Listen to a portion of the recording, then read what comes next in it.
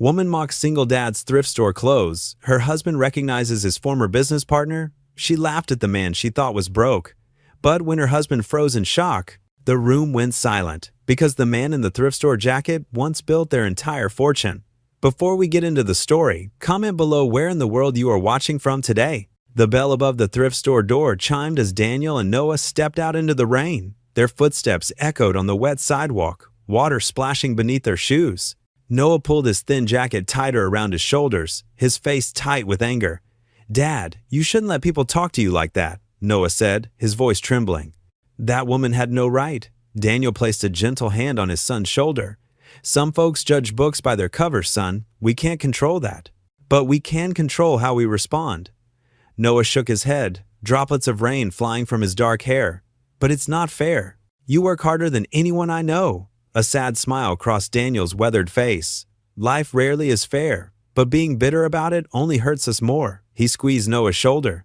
"Come on, we'll try the store over in Madison next weekend." Inside the thrift store, Emily Warner stood frozen, her earlier smugness replaced by an uncomfortable warmth in her cheeks. The quiet dignity in Daniel's response had struck something in her she couldn't quite name. She watched through the rain-streaked window as father and son walked away, their shoulders pressed together against the weather. "Emily?" Her friend Susan touched her arm. "Are you all right?" Before Emily could respond, she heard a sharp intake of breath behind her. She turned to see her husband, Richard, standing in the doorway. His face had gone ashen, his usual confident bearing replaced by something that looked almost like fear. "Richard?" Emily frowned. "What's wrong? You look like you've seen a ghost." Richard Warner didn't respond. Immediately, his eyes were fixed on the retreating figures of Daniel and Noah, now barely visible through the rain. His hands trembled slightly as he gripped the handle of his umbrella. "It can't be," he whispered. "Daniel Hayes?" The name fell into the quiet store like a stone into still water. Emily's eyes widened. "You know him?" Richard swallowed hard, his Adam's apple bobbing. "Know him?" His voice was rough. "Emily, that man helped me build everything we have."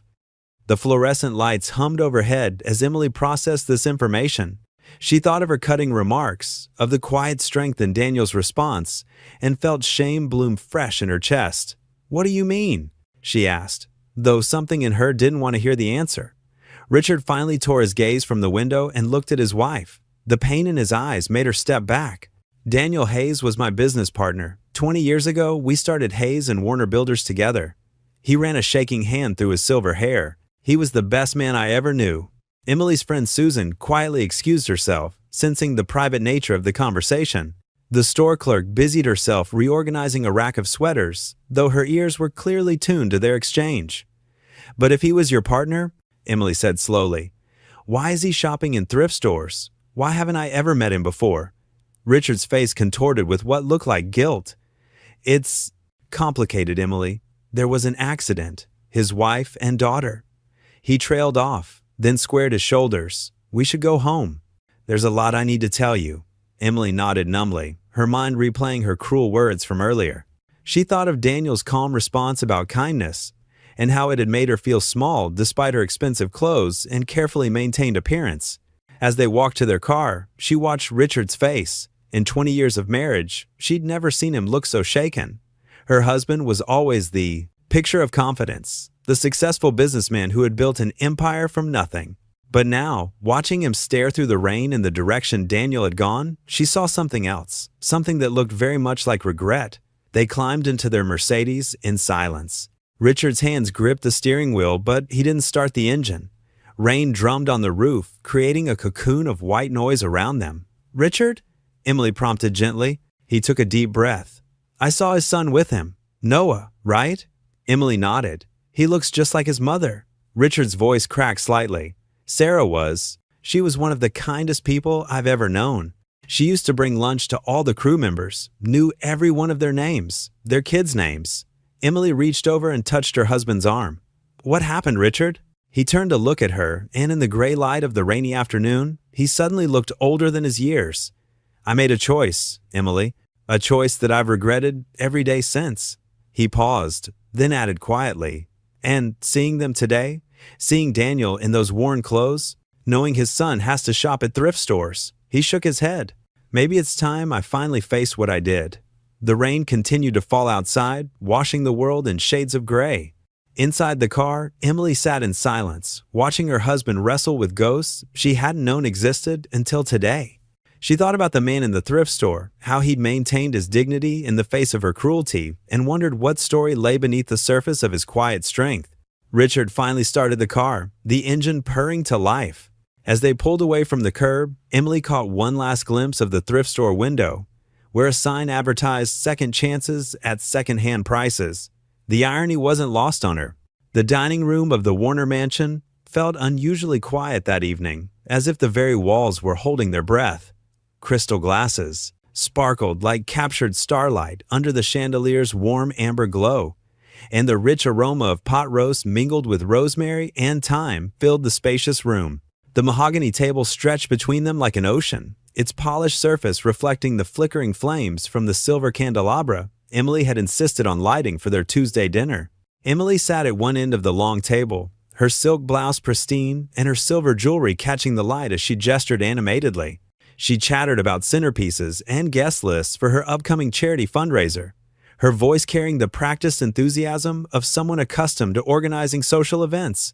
Her words flowed like water over stone, filling the silence with talk of floral arrangements and seating charts. "I was thinking blue hydrangeas for the tables," she continued, cutting her pot roast into precise, delicate pieces. "The blue would complement the ivory tablecloths beautifully, don't you think?" "Mrs.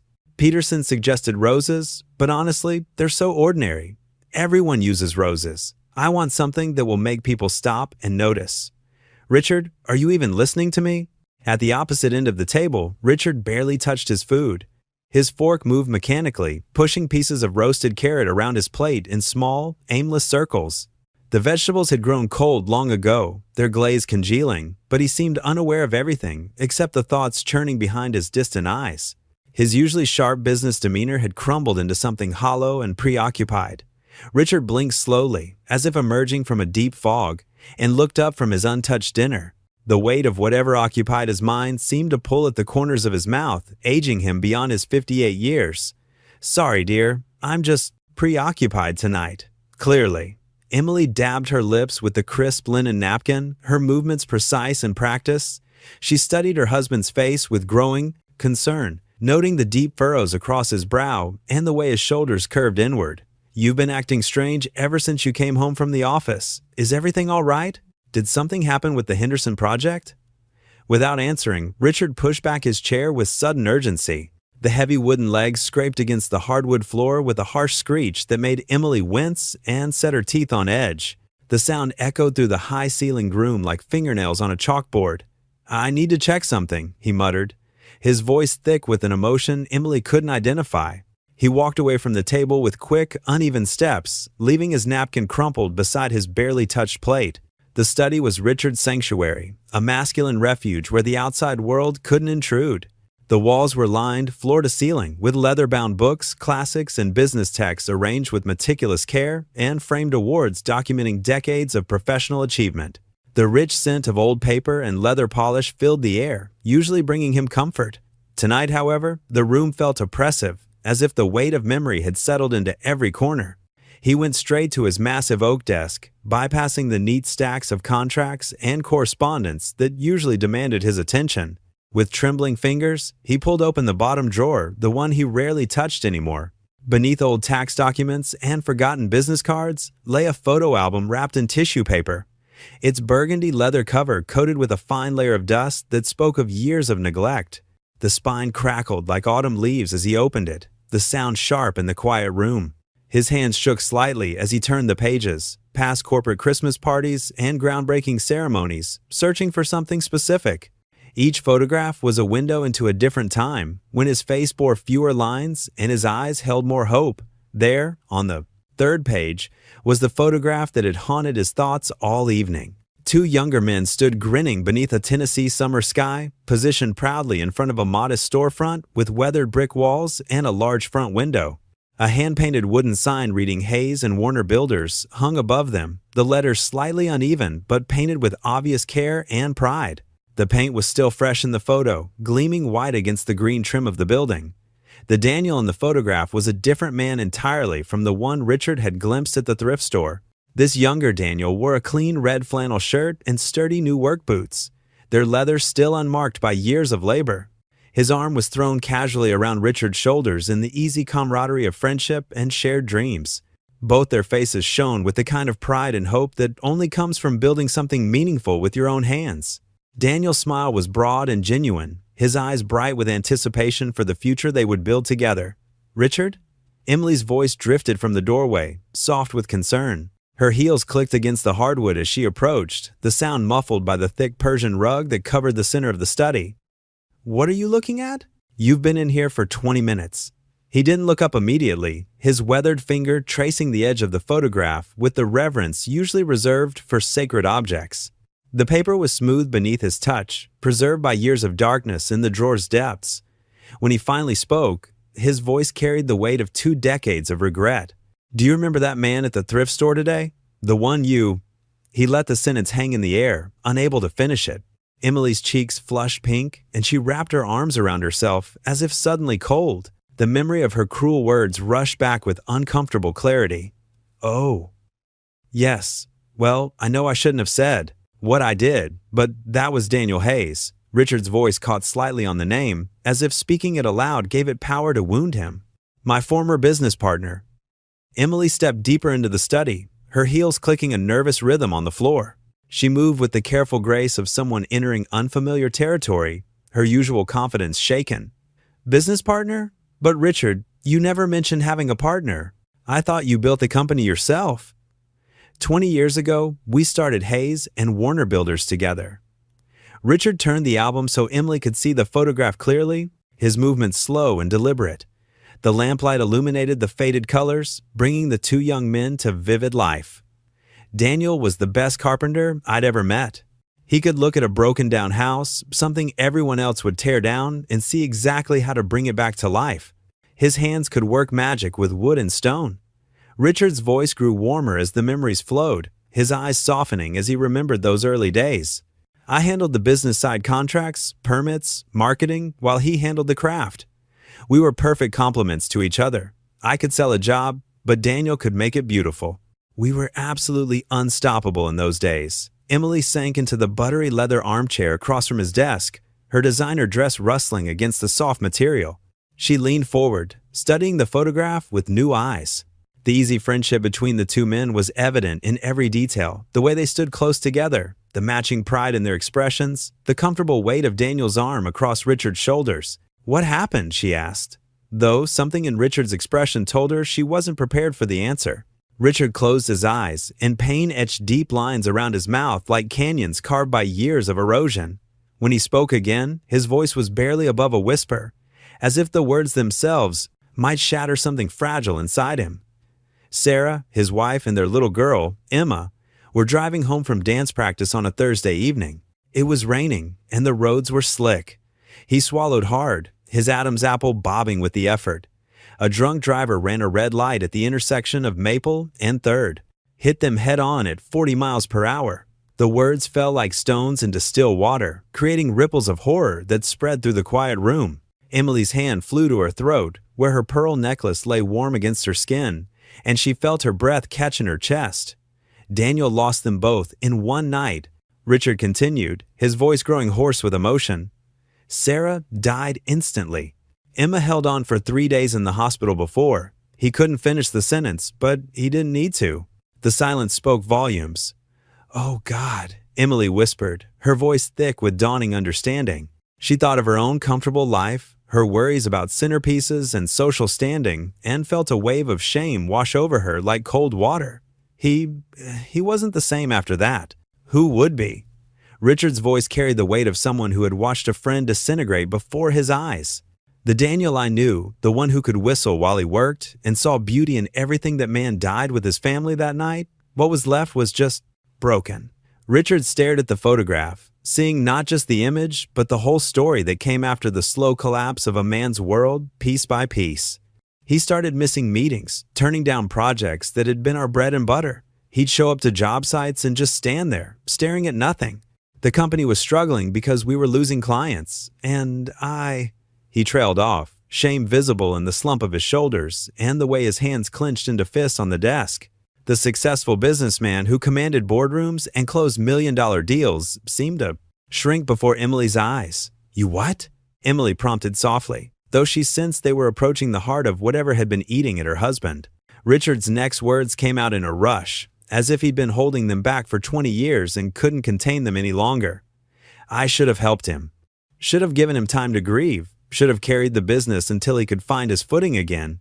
Instead, He shook his head, unable to meet her eyes. "I watched him spiral into depression and debt. I watched him lose weight and stop caring about everything that used to matter to him. And I did nothing. Worse than nothing, I started making decisions without him, taking on projects he would have hated, changing the direction of everything we'd built together." Emily felt her world shift slightly, like a house settling on its foundation. She had always known Richard as decisive and practical, sometimes ruthlessly so, but she had never imagined him capable of abandoning a friend in need. The memory of Daniel's dignified silence in the face of her mockery suddenly took on new meaning. The gentle way he'd spoken to the thrift store clerk, the careful way he'd handled the suit jacket, as if he understood the value of treating others with respect, even when the world had shown him little in return. Her stomach churned with a shame so deep it felt physical, like nausea rising in her throat. What happened to him after that? "He lost everything," Richard continued, his voice barely audible now. Each word seemed to cost him something precious. His family was gone, the business he'd helped build from nothing was slipping away. His house went into foreclosure because he couldn't keep up with the mortgage payments. Medical bills from Emma's hospital stay cleaned out whatever savings they had left. He carefully placed his hands flat on the desk, as if anchoring himself to something solid. One day, he just disappeared. Didn't show up to the office, didn't answer his phone. His neighbor said he'd packed everything he could fit in his truck and drove away in the middle of the night. Nobody knew where he went. Nobody heard from him again. Richard carefully closed the photo album, the soft thud of its pages coming together sounding final and absolute. Until today. The elegant dining room suddenly felt suffocating to Emily, its luxury and comfort transformed into something obscene in light of what she'd learned. She thought of her cruel words at the thrift store, how she'd sneered at a man shopping for his son with the careful attention of someone for whom every dollar mattered.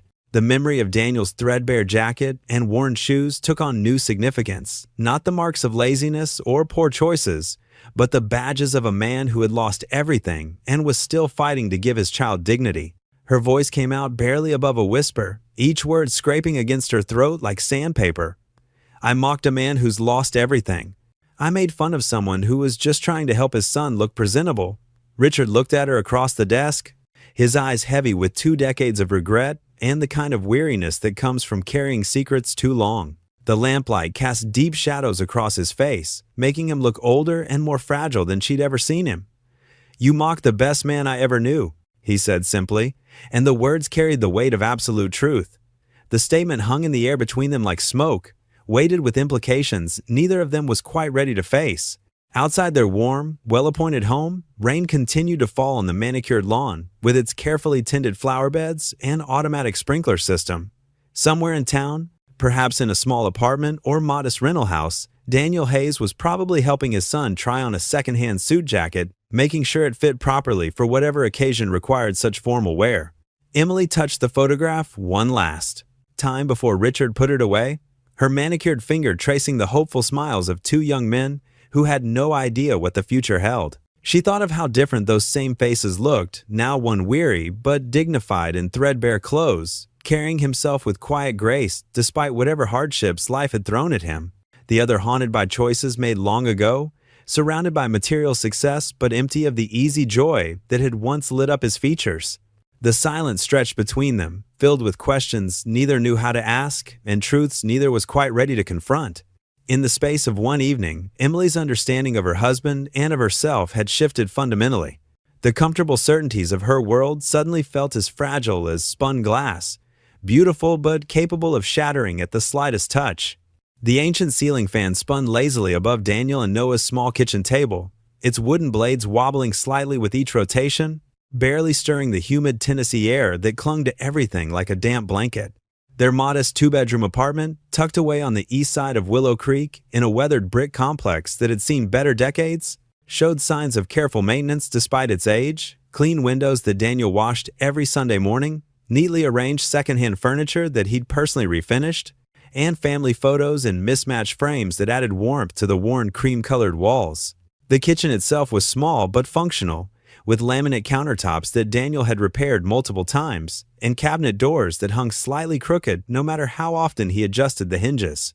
A small herb garden grew on the windowsill, basil, rosemary, and mint that Sarah had planted years ago and that Daniel now tended religiously, their green leaves a splash of life against the faded curtains. Daniel watched as Noah pushed his mac and cheese around his plate, the orange cheese sauce cooling into an end-eye, unappetizing film.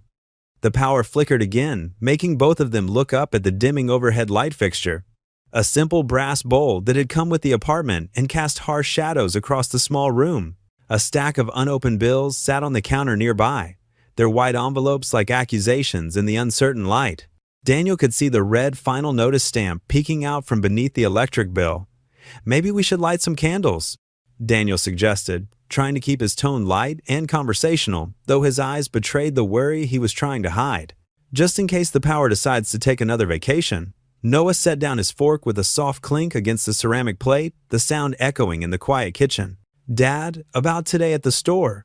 His voice trailed off, and Daniel could see the hurt swimming in his son's brown eyes, Sarah's eyes, full of intelligence and sensitivity. Everyone was staring at us. I could feel them watching, whispering. Daniel reached across the small table, its surface scarred from years of use, and placed his weathered hand on Noah's arm. His fingers, calloused from years of construction work and now volunteer carpentry, were gentle against his son's skin. "Son, what others say about us isn't who we are. What we do when no one's looking, how we treat people when we have nothing to gain, that's who we are." Noah's shoulders slumped, and he stared down at his plate as if the congealing mac and cheese held answers to life's unfairness. But Mrs. Peterson from Debate Club was there. She heard everything that lady said about us being charity cases. What if she thinks less of me now? What if it affects my chances for the scholarship? "And what did Mrs. Peterson see?" Daniel asked gently, leaning forward with the patient expression he'd perfected over years of parenting alone. "She saw us holding our heads high and walking away with dignity. She saw a young man who didn't respond to cruelty with cruelty. That's worth more than any expensive suit or designer label." The power stabilized with a gentle hum, and the familiar drone of their old refrigerator filled the kitchen, a sound that had become as comforting as white noise over the years. Daniel's eyes drifted to the framed photograph on the wall, their old Victorian house, the one he and Sarah had lovingly restored together with their own hands. He could almost smell the fresh paint and sawdust, could almost hear Sarah's laughter echoing through those spacious rooms. The white porch swing where she used to read poetry on summer evenings, her voice carrying on the warm breeze. The garden where their daughter Emma had planted sunflowers that grew taller than her head, their faces always turning toward the light. "I miss them too, Dad," Noah said quietly, following his father's gaze to the photograph that represented everything they'd lost. His voice carried the weight of grief that never quite left, just settled into the background like an old scar that ached on rainy days. Daniel nodded, his throat tight with emotions he kept carefully controlled for his son's sake.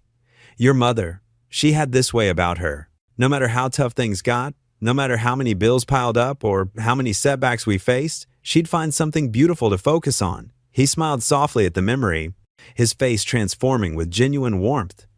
"Remember how she used to say grace before dinner? Every single night, no matter what we were eating."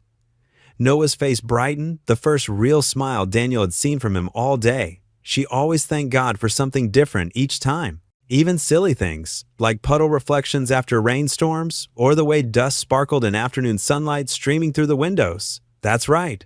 Daniel stood and cleared their plates, his movements careful and deliberate, stacking them with the practiced efficiency of a man who'd been doing household chores alone for years. "She taught me that gratitude isn't about having everything you want. It's about finding value in what you do have, no matter how small or simple it might seem." Walking to the living room, Daniel picked up another photograph from the mantel, a simple wooden shelf he'd installed himself above their small electric fireplace. The photo showed Sarah in her favorite blue dress, the one with tiny white flowers that brought out her eyes, standing in front of their construction company's first office.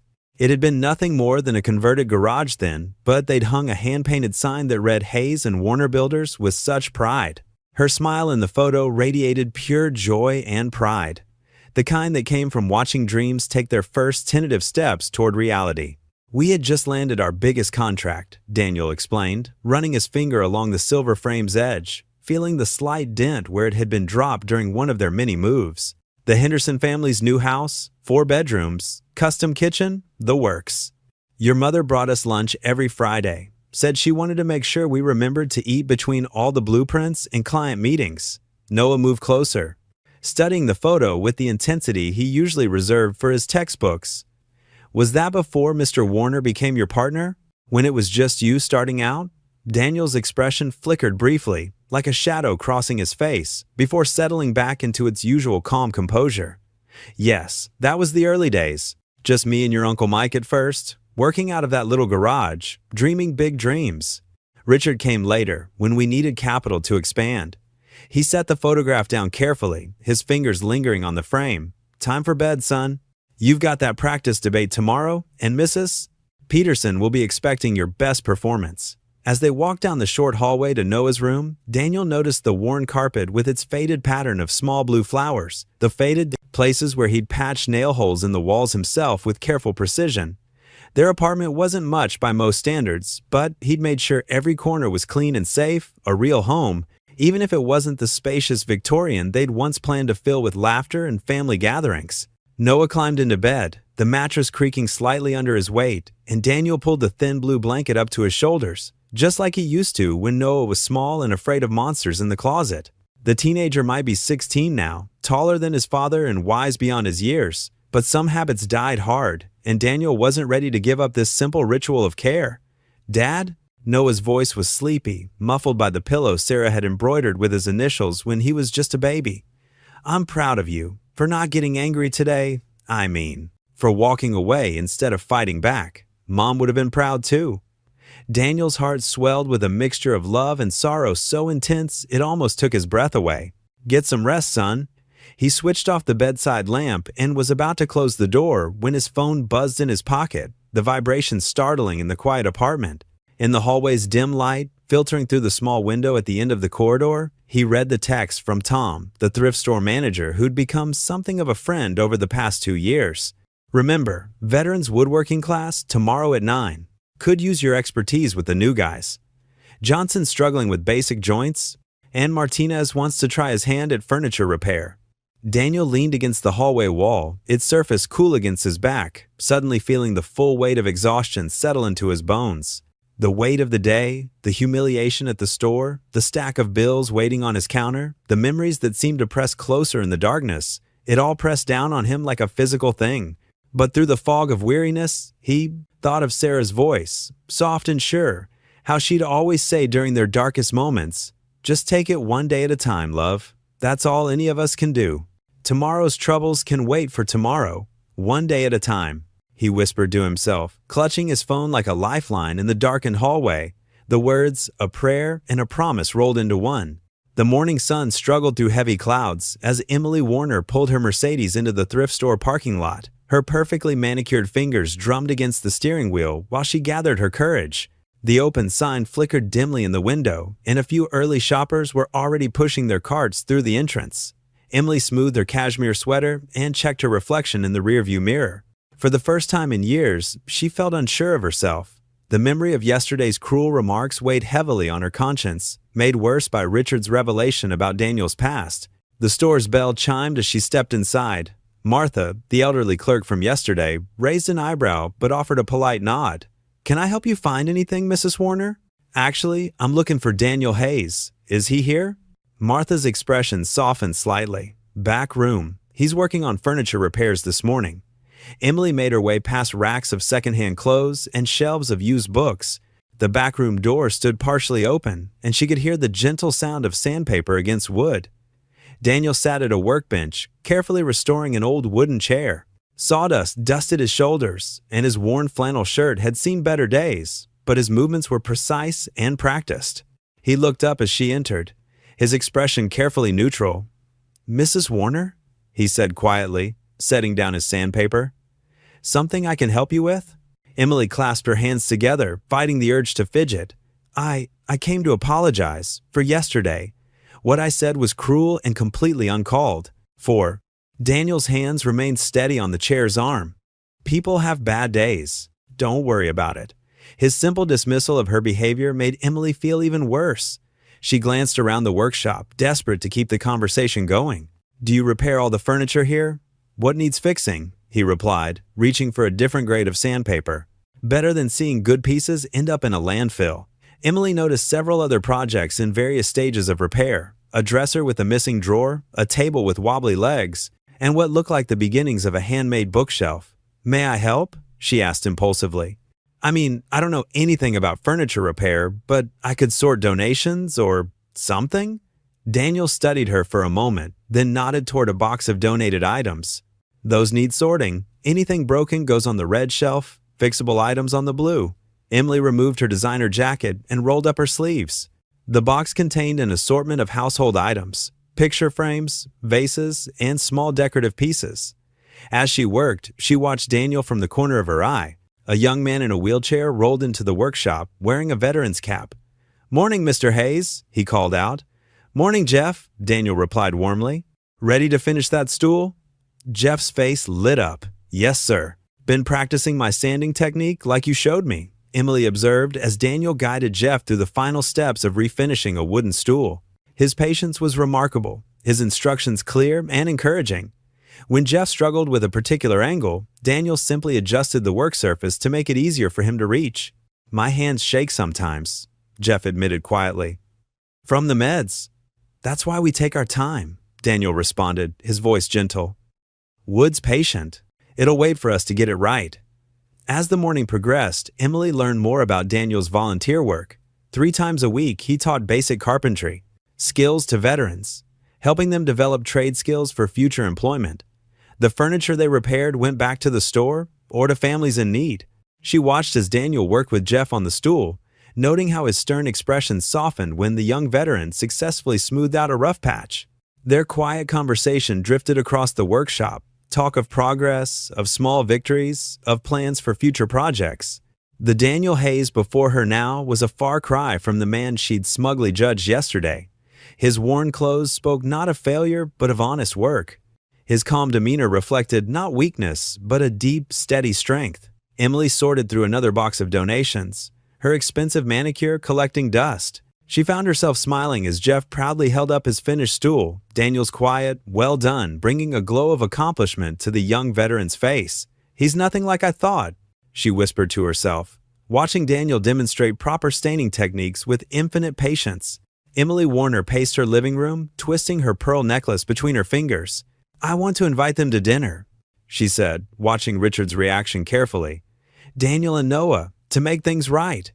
Richard looked up from his newspaper, his face pale. The morning light streaming through their bay windows made him appear older, more tired than usual. "I don't know if that's wise, Emily."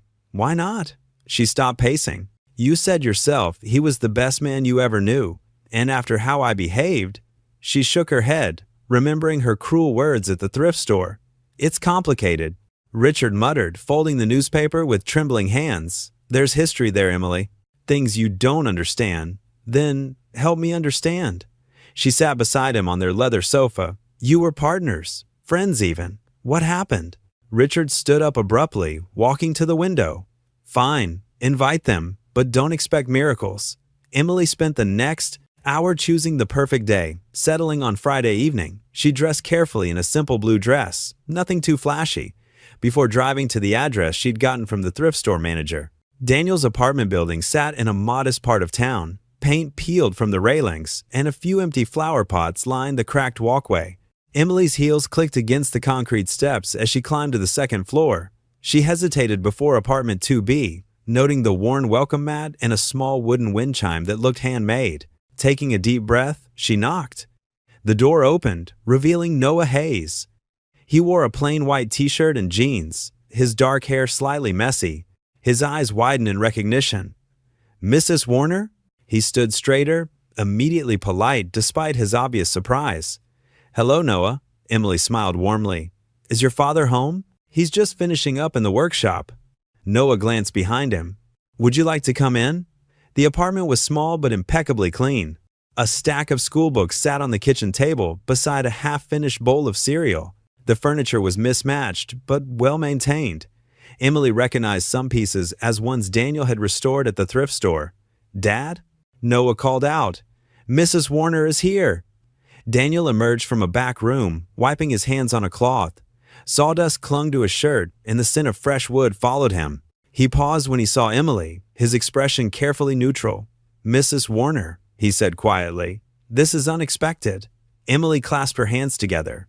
"I wanted to invite you and Noah to dinner this Friday, at our home." When Daniel didn't immediately respond, she added, "Please, I'd like to make amends properly."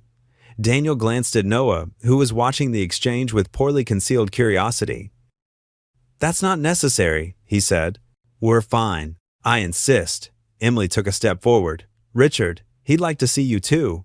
Something flickered across Daniel's face. Pain, perhaps? Or memory? He looked at Noah again, who gave a small nod. "If it helps your conscience, I'll come," Daniel finally said, his voice carrying a hint of resignation. 7 o'clock? Emily suggested. "I'll text Noah the address." On Friday evening, Emily moved through her kitchen with nervous energy. She'd spent the afternoon preparing everything perfectly. Her best china gleamed on the dining room table, crystal glasses caught the light from the chandelier, and the aroma of roast beef filled the air. Richard sat in his study, unusually quiet. When Emily checked on him, she found him staring at an old photograph. "They'll be here soon," she reminded him gently. "Yes," he said, but didn't move. Emily adjusted the centerpiece one last time. Fresh flowers in her grandmother's silver vase. The table settings were immaculate, each fork and knife precisely placed. She'd even brought out the good napkins, cream-colored linen with delicate embroidery. The grandfather clock in the hall struck 7:15. Emily smoothed her dress, a classic black cocktail number she'd chosen carefully to be elegant but not ostentatious. The pearls at her throat felt heavy. "Richard?" she called. "Please come out now." Her husband emerged from his study, looking distinguished in his gray suit but with tension evident in every movement. He poured himself a small glass of scotch, his hands less steady than usual. "Are you all right?" Emily asked, touching his arm. Before he could answer, the doorbell chimed. Emily's heart jumped. She glanced at Richard, who had gone very still, then moved to answer the door. Daniel and Noah stood on the porch, both wearing clean but simple clothes. Noah held a small wooden box, handmade, Emily realized, while Daniel carried a bottle of wine. "Welcome," Emily said, stepping back to let them in. "Please, come inside." Noah handed her the box. "Dad made it," he explained. As a thank you for the invitation, Emily opened it to find an exquisitely crafted jewelry box, its surface smooth as silk. "It's beautiful," she breathed. Daniel nodded acknowledgement, then stopped abruptly. Richard had appeared in the foyer. The two men stared at each other, 20 years of unspoken history hanging in the air between them. Emily watched as color drained from both their faces, the weight of the past pressing down like a physical thing. "Daniel?" Richard said, his voice barely above a whisper. "Richard." Daniel's response was equally quiet. Emily gestured toward the dining room, her finest china waiting to serve a meal that suddenly felt far more significant than a simple apology dinner. The evening sun cast long shadows across the perfectly manicured lawn of the Warner estate as Daniel's old pickup truck rumbled to a stop in the circular driveway. Noah fidgeted with his borrowed tie, a navy blue hand-me-down from the thrift store that his father had carefully pressed that morning. "Remember, son," Daniel said quietly, "we're here because forgiveness matters more than pride." His weathered hands gripped the steering wheel, knuckles white despite his calm voice. Noah nodded, though his jaw remained tight. "I know, Dad, but after what she said at the store, everyone deserves a second chance," Daniel replied, the words carrying the weight of long practice. Emily Warner opened the heavy oak door before they could ring the bell. She wore an elegant black dress that probably cost more than Daniel's monthly rent, but her smile seemed genuine, if nervous. "Please, come in. I'm so glad you could make it." The foyer opened into a grand living room with vaulted ceilings and crystal chandeliers. Family photos lined the walls, memories of vacations, celebrations, and milestones that spoke of a life untouched by tragedy. Daniel's eyes lingered briefly on a familiar face in one of the older photos before moving on. Richard stood by the fireplace, a glass of scotch in his hand. He looked smaller somehow, diminished despite his expensive suit and commanding presence. "Daniel," he said, his voice rough. "It's been a long time." 20 years, Daniel replied simply. The initial conversation over appetizers was stilted but polite. Emily asked Noah about school, and the teenager gradually relaxed as he discussed his debate team achievements. Daniel watched his son with quiet pride, contributing occasional comments about Noah's dedication to his studies. "The salmon is excellent," Daniel said during a lull in conversation, breaking a moment of awkward silence. Emily brightened. "Thank you. I discovered this recipe at a cooking class in, do you remember that little diner we used to go to, Daniel?" Richard interrupted suddenly, his voice carrying a strange urgency. "The one near our first job site? What was it called?" "Mary's Place," Daniel answered, his fork pausing halfway to his mouth. $2 breakfast special every morning. "That's right." Richard swirled his scotch, ice cubes clinking against crystal. "We planned the whole company there, didn't we? On those paper napkins." The air in the dining room grew heavier. Emily glanced between the two men, sensing the shift in atmosphere. "We did," Daniel acknowledged. His calm expression wavered slightly, like ripples disturbing still water. "I've been thinking about those days a lot lately," Richard continued, his words gaining momentum like a boulder rolling downhill. "About the choices I made. The things I never told you." Noah sat up straighter, his young face alert with sudden interest. Emily's hand trembled as she reached for her water glass. "Richard," she warned softly, but he shook his head. "No, Emily, he needs to know." Richard set down his glass with deliberate care. "Daniel, when I took the company public, it wasn't a sudden decision like I told you. I'd been planning it for months. The paperwork, the investors, all of it happened behind your back." The confession hung in the air like smoke. Daniel's fingers tightened around his fork, the only visible sign of his distress. "I knew you'd never agree," Richard pressed on, words tumbling out now. "You always wanted to keep it small, personal, but I saw the potential for something bigger, so I made sure your name wasn't on the right documents. When we incorporated, He trailed off, unable to finish. "You cut me out," Daniel finished for him, his voice soft but carrying clearly in the silence. "Right before Sarah and Amy's accident. Right before I needed the insurance money most." Noah's face flushed with anger. "What?" he demanded, looking between his father and Richard. "Dad, is that why we lost everything?" Emily's hand flew to her mouth as understanding dawned. The cruel irony of her behavior at the thrift store crashed over her like a wave. "I tried to find you afterward," Richard said, desperation creeping into his voice. "But you disappeared. The hospital bills, the funeral costs, I heard about all of it too late." Daniel placed his napkin carefully beside his plate and stood. His movements were measured, controlled, but his eyes held decades of pain as he looked at his former friend. "I forgave you once in silence," he said quietly. "I won't do it twice without truth." He turned to Emily, inclining his head slightly. "Thank you for dinner, Mrs. Warner." Noah pushed back his chair and stood, trembling with barely contained emotion. Father and son walked out together, their footsteps echoing on the marble floor, leaving behind a table full of half-eaten food and two people drowning in the consequences of long-buried choices. Emily paced the marble floors of their living room, tears streaming down her face. The remnants of their disastrous dinner, half-eaten food, and abandoned wine glasses still cluttered the dining table behind her. Richard sat slumped in his leather armchair, looking suddenly old and tired in the dim lamplight. "How could you?" Emily's voice cracked. "All these years, you let me. Believe we earned everything honestly. That dinner, watching Daniel's face when you finally told the truth." She pressed her hands against her temples, trying to steady herself. Richard loosened his tie, his hands trembling slightly. "I told myself it was just business, that I had no choice." He reached for the crystal decanter but stopped himself. After Sarah and little Grace died, Daniel, he wasn't himself. Couldn't be. Who would be? He missed meetings, couldn't focus. The company was losing contracts. "So you betrayed him?" Emily's words cut through the air like ice. "I convinced myself I was protecting the company," Richard said, his voice hollow. "Daniel needed time to grieve, I told myself. The public offering would save jobs, secure our future. I had the paperwork drawn up quietly." He rubbed his face with both hands. "I was wrong. So wrong." Emily sank onto the couch, her anger giving way to a deep sadness. It wasn't about saving the company at all, was it? Richard finally met her gaze, shame written across his features. No, he whispered. It was greed, pride. I saw an opportunity when my friend was at his lowest, and I took it. I've carried that guilt every day since. The grandfather clock in the hallway chimed midnight, its sound echoing through the silent house. Emily wiped her eyes, determination replacing her tears. We have to make this right. Emily, no, she cut him off.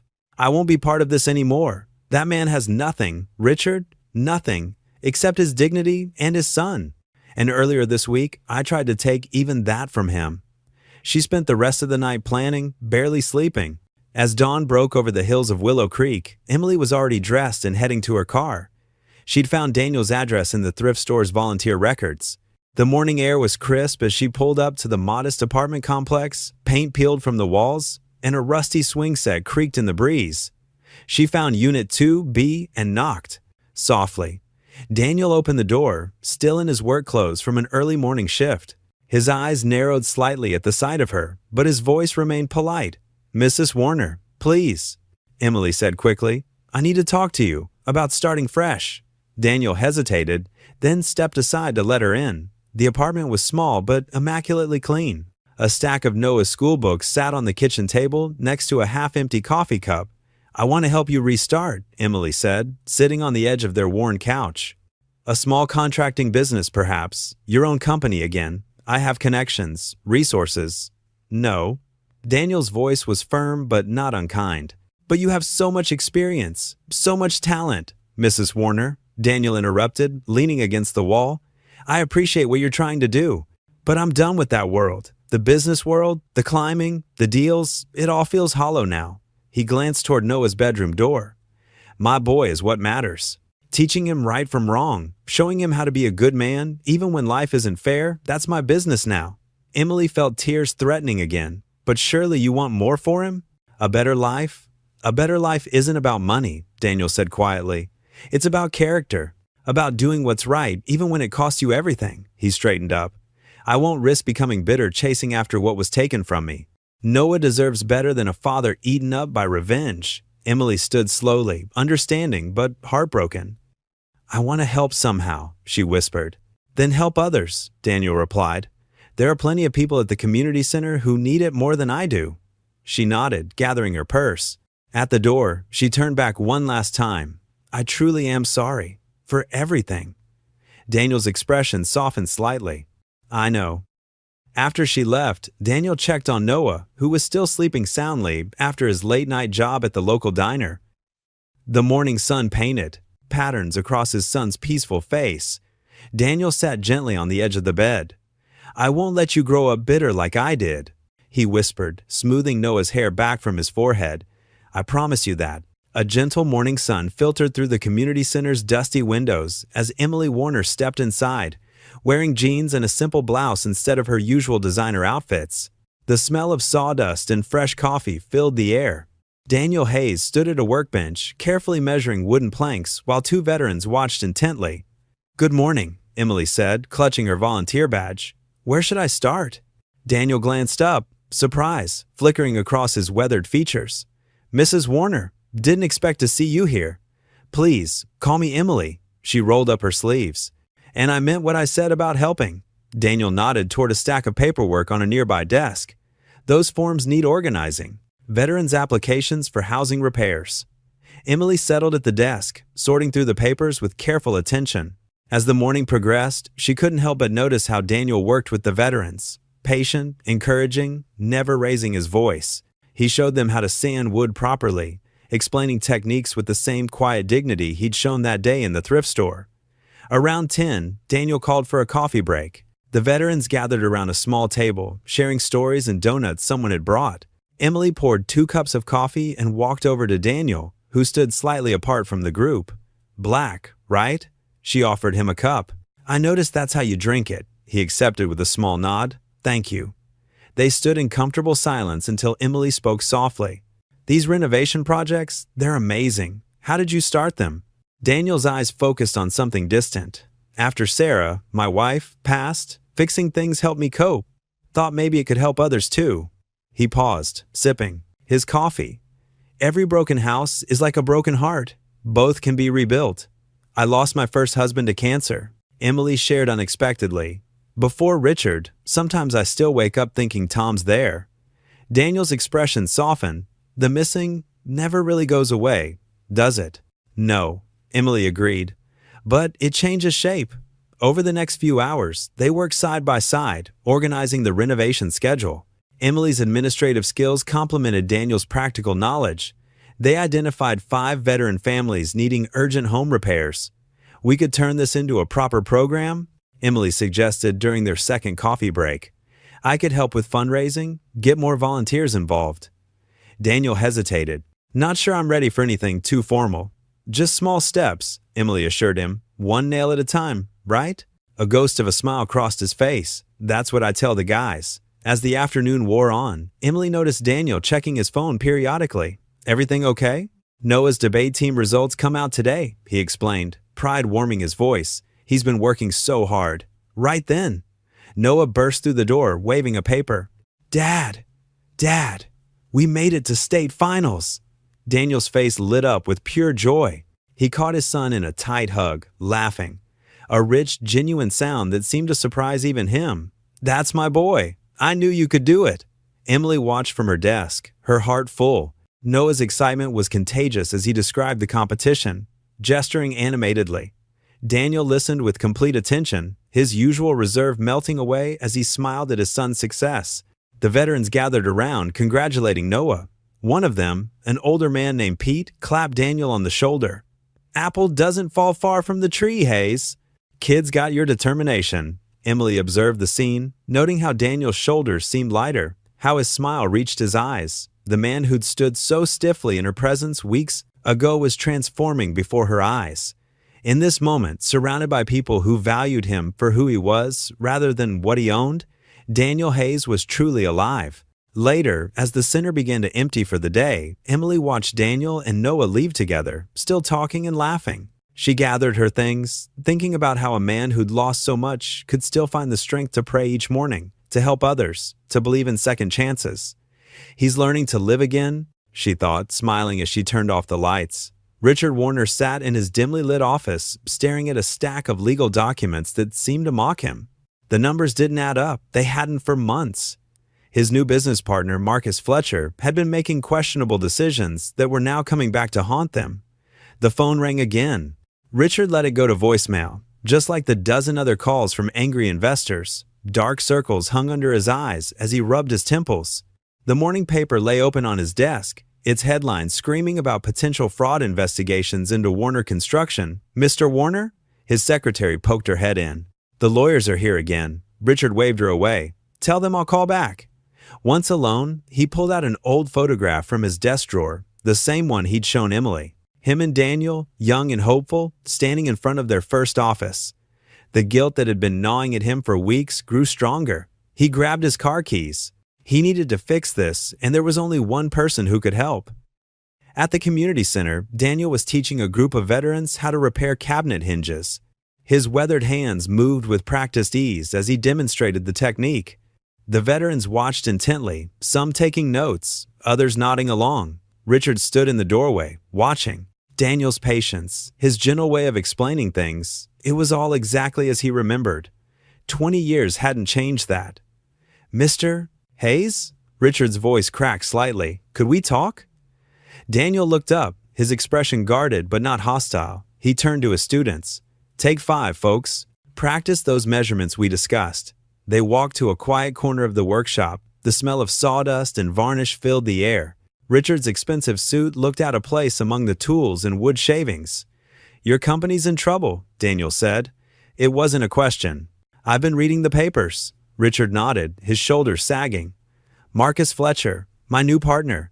He's been cooking the books, hiding losses, making deals that... He shook his head. I should have seen it coming. Why are you telling me this? Because you were always better at seeing through people than I was. Better with numbers, too. Richard met Daniel's eyes. I want to make it right. I want to reinstate you as co-owner and CFO. Daniel's laugh was hollow. You're only here because you need help.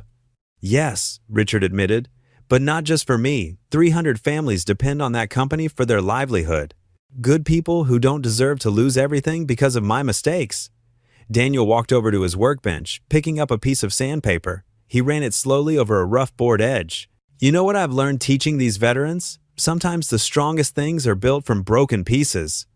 Will you at least look at the paperwork? Richard pulled out a folder. Full reinstatement, equal partnership, everything we should have had 20 years ago. Daniel set down the sandpaper. The last time I trusted you with paperwork, I lost everything. I know. Richard's voice was barely a whisper, and I've lived with that every day since. A young veteran in a wheelchair rolled up to them. Mr. Hayes, should we start on those cabinet doors now? Daniel's face softened. Be right there, Jim. He turned back to Richard. These men and women, they've lost more than either of us ever will, but they show up every day trying to rebuild their lives. They remind me that bitterness is a choice. He reached for the folder. I'll review it. Not for you, he said firmly. For the people whose jobs depend on this. Relief flooded Richard's face. He extended his hand. Daniel hesitated for a moment before shaking it. Maybe redemption is still possible, Richard muttered, his grip firm but trembling slightly.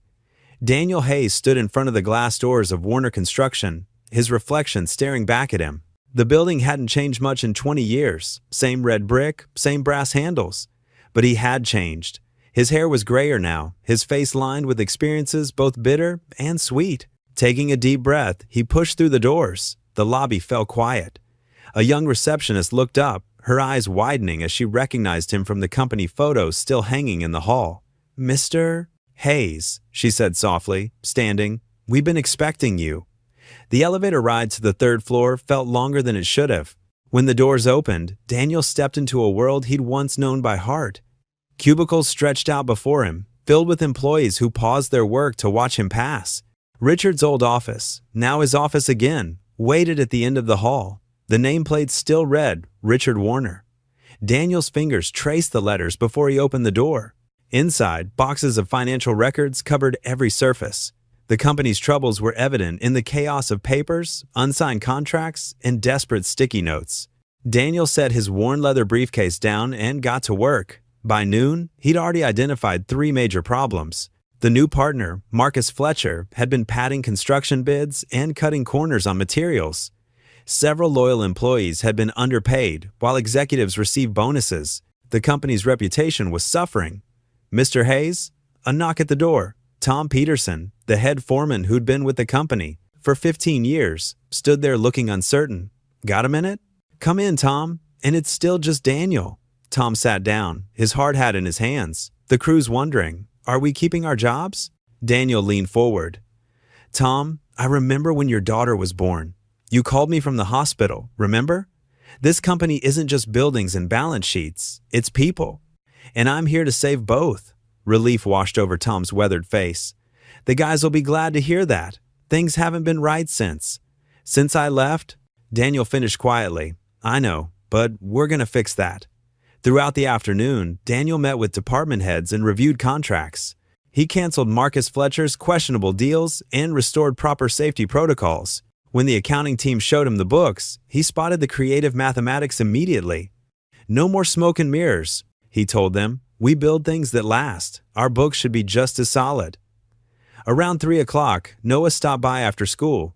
Seeing his son in a suit and tie, carrying his debate team folder, made Daniel's heart swell.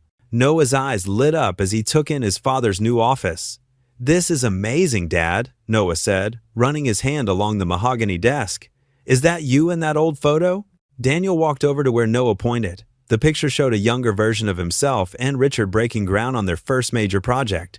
Different lifetime, he said softly. You look happy there. I was, but I'm happy now too, just in a different way. As the day wound down, Daniel called a company-wide meeting in the conference room. Nervous faces looked back at him, people whose mortgages and children's college funds depended on their jobs. I know you're worried, he began. Change is scary. But this company was built on honest work and fair treatment. We're going back to those principles. Starting today, all safety violations will be addressed, payment schedules will be reviewed, and every person in this room will be treated with respect. Shoulders relaxed. A few people nodded. In the back, Tom Peterson smiled. We're not just fixing buildings anymore, Daniel continued. We're rebuilding trust. I need every one of you to help me do that. By 6 o'clock, the office had cleared out except for Daniel and Noah, who'd been doing homework in the corner. Daniel shut down his computer and gathered his things. Ready for dinner, son? Noah grinned. Pizza? You read my mind. At home, they sat on their worn couch, a large pepperoni pizza between them. Noah had loosened his tie, and Daniel had rolled up his sleeves. The day's tension melted away as they shared stories and laughed. Noah grabbed another slice. Feels like old times, he said, smiling. Daniel looked around their modest apartment, at the photos of Sarah and Anna on the wall, at his teenage son, who'd grown up too fast. He smiled back. Almost. The community center buzzed with activity as Emily Warner directed volunteers, hanging streamers, and arranging chairs. Her pearl necklace clinked softly as she checked items off her clipboard. The usual thrift store space had been transformed into an elegant gathering hall, with white tablecloths covering the folding tables and mason jars filled with wildflowers serving as centerpieces. The banner needs to go higher on the left, Emily called out, pointing to the hand-painted sign that read Hearts and Homes. Veterans Housing Project Fundraiser. 2 volunteers adjusted the banner while she straightened a stack of donation envelopes. Daniel Hayes walked in through the side door, carrying a wooden display case he'd built to showcase photos of the veterans they'd helped. His work-worn hands carefully set it on the welcome table. The morning light caught the dust motes dancing around him, and for a moment, Emily saw him as he must have been 20 years ago, strong, confident, full of purpose. This turned out beautiful, he said, running his hand along the polished oak frame. Just like everything you make, Emily replied, arranging the photos inside. Each image told a story. Veterans learning carpentry skills, restored homes, families reunited. Are you ready for your speech? Daniel tugged at his collar. He was wearing the suit they'd finally found for him, properly tailored now. I'm better with a hammer than a microphone. Just speak from your heart, Emily said, patting his arm. That's all anyone needs to hear. The hall filled quickly as evening approached. Local business owners, church groups, and families from all over town squeezed into the rows of chairs. Richard Warner sat near the back, his face drawn and tired, but his eyes never left the stage. Emily took the podium first, her voice clear and strong. Welcome, everyone. We're here tonight because this community believes in second chances. We believe in lifting each other up when we fall. She shared stories of the veterans they'd helped, of homes restored and lives rebuilt. Then she introduced Daniel, and the room grew quiet. Daniel walked to the podium slowly, his shoulders straight despite the weight of all eyes upon him. He cleared his throat and looked out at the crowd. 20 years ago, he began, his voice soft but steady, I thought I'd lost everything that mattered. My wife and daughter in a car accident, my business, my home, my purpose. He paused, drawing a deep breath. But I was wrong about what matters. The room was absolutely silent now, hanging on his every word. What matters isn't what we own or what we've lost. It's what we give. Every day at the center, I watch broken people find their strength again. I see veterans who've lost hope learn to build something beautiful with their hands. His voice grew stronger. They teach me more than I teach them. They show me that dignity isn't in what we have, it's in what we do for others. In the back, Richard's hands trembled slightly as he wiped his eyes. Second, chances aren't just about getting back what you lost, Daniel continued. They're about finding something new to believe in, something bigger than yourself. He gestured to the photos in the display case. These men and women, they're not just building homes, they're rebuilding lives. And in helping them, I found my way back to life too. The applause started slowly, then built to a thunderous standing ovation. Emily couldn't hold back her tears as she watched Daniel's face, saw the quiet pride there, the healing. After the speeches, as people mingled and wrote checks for the project, Daniel found Emily by the refreshment table. Thank you, he said simply. Emily shook her head. I didn't do anything. You did this, all of it. You saw me, Daniel replied quietly. When I was invisible to everyone else, even myself, you saw me. They stood in comfortable silence, watching the crowd, watching Richard talk quietly with some veterans in the corner. You know, Emily said, when I first tried to apologize to you in the thrift store, I thought I was being generous. I had no idea how much I had to learn about real generosity. Daniel smiled. That rare, full smile that transformed his whole face. We all have something to learn from each other. That's what community means. The evening wound down, volunteers started stacking chairs, and the final donation total exceeded their wildest hopes. But more than money, something precious had been built that night: understanding, respect, and the quiet strength of friendship born from shared purpose. Emily watched Daniel helping clean up, showing the same care with folding chairs as he did with his finest woodwork. She thought about how far they'd both come from that first cruel encounter in the thrift store. Sometimes the greatest gifts come wrapped in humility, she realized, and the strongest bridges are built by hands that know what it means to fall. The fluorescent lights hummed quietly in the empty conference room as Daniel Hayes sat at the polished oak table, surrounded by stacks of legal documents. His reading glasses perched on his nose as he carefully reviewed each page of the ownership transfer agreement. The late afternoon sun cast long shadows through the blinds, creating stripes across the papers. His fingers traced each line methodically, the way his father had taught him to read contracts years ago. The familiar smell of coffee wafted from his cup, reminding him of countless nights spent building Hayes and Warner from nothing. 20 years felt like yesterday. Everything looking good? Richard's assistant Jenny poked her head in, holding more folders. Daniel managed a tired smile. Getting there. These things take time to do right. She nodded and placed the additional documents beside him. Mr. Warner said these might be relevant too, the original incorporation papers from when the company first started. Thank you, Jenny. Daniel reached for the yellowed folder, his heart catching at the sight of his own younger signature on the cover sheet. He and Richard had been so proud that day, two friends ready to build something lasting. As he flipped through the old incorporation documents, a section in the fine print caught his eye. Daniel adjusted his glasses, leaning closer. His chest tightened as he read the clause buried in the legal jargon. In the event of separation or dissolution of partnership, all controlling interests and voting rights remain solely with majority shareholder Richard Warner and his designated successors. Daniel's hands began to shake. The date on the clause predated his family's tragedy, back when Richard had first betrayed him. The same clause that had stripped him of his company was still legally binding. No matter what promises Richard made now, Daniel could never truly reclaim his position as owner. The coffee cup crashed to the floor as Daniel stood abruptly, paper scattering. Jenny rushed in at the sound. Mr. Hayes? Is everything all right? He couldn't speak, his throat constricting with rage and hurt. After all the speeches about redemption and second chances, Richard had known this clause existed. The whole thing had been another manipulation. Daniel grabbed his jacket, nearly running into Emily as she entered the office floor. Her smile faded when she saw his face. Daniel? What's wrong? He thrust the incorporation papers at her, his voice raw. Ask your husband about Clause 23B. Seems he forgot to mention it when he was busy playing at redemption. Emily scanned the highlighted section, her face falling. Oh no. Daniel? Wait. But he was already heading for the elevator, his footsteps echoing in the quiet hallway. The same hallway where he and Richard had once dreamed up their future, back when trust meant something. The drive to the community center passed in a blur. Daniel's knuckles were white on the steering wheel as memories flooded back, losing Sarah and Katie, discovering Richard's betrayal, watching everything he'd built crumble while he grieved. He'd been a fool to think anything had changed. The community center was quiet when he arrived, most volunteers gone for the day. Daniel headed straight for the workshop where he stored his tools. The familiar space usually brought him peace, but today, the half-finished projects just reminded him of all his broken dreams. He began gathering his tools roughly, throwing them into his old toolbox. The clang of metal on metal matched the pounding in his head. 20 years of carpentry skills, reduced to teaching basics at a thrift store, he'd thought maybe, just maybe, he could rebuild something of his old life.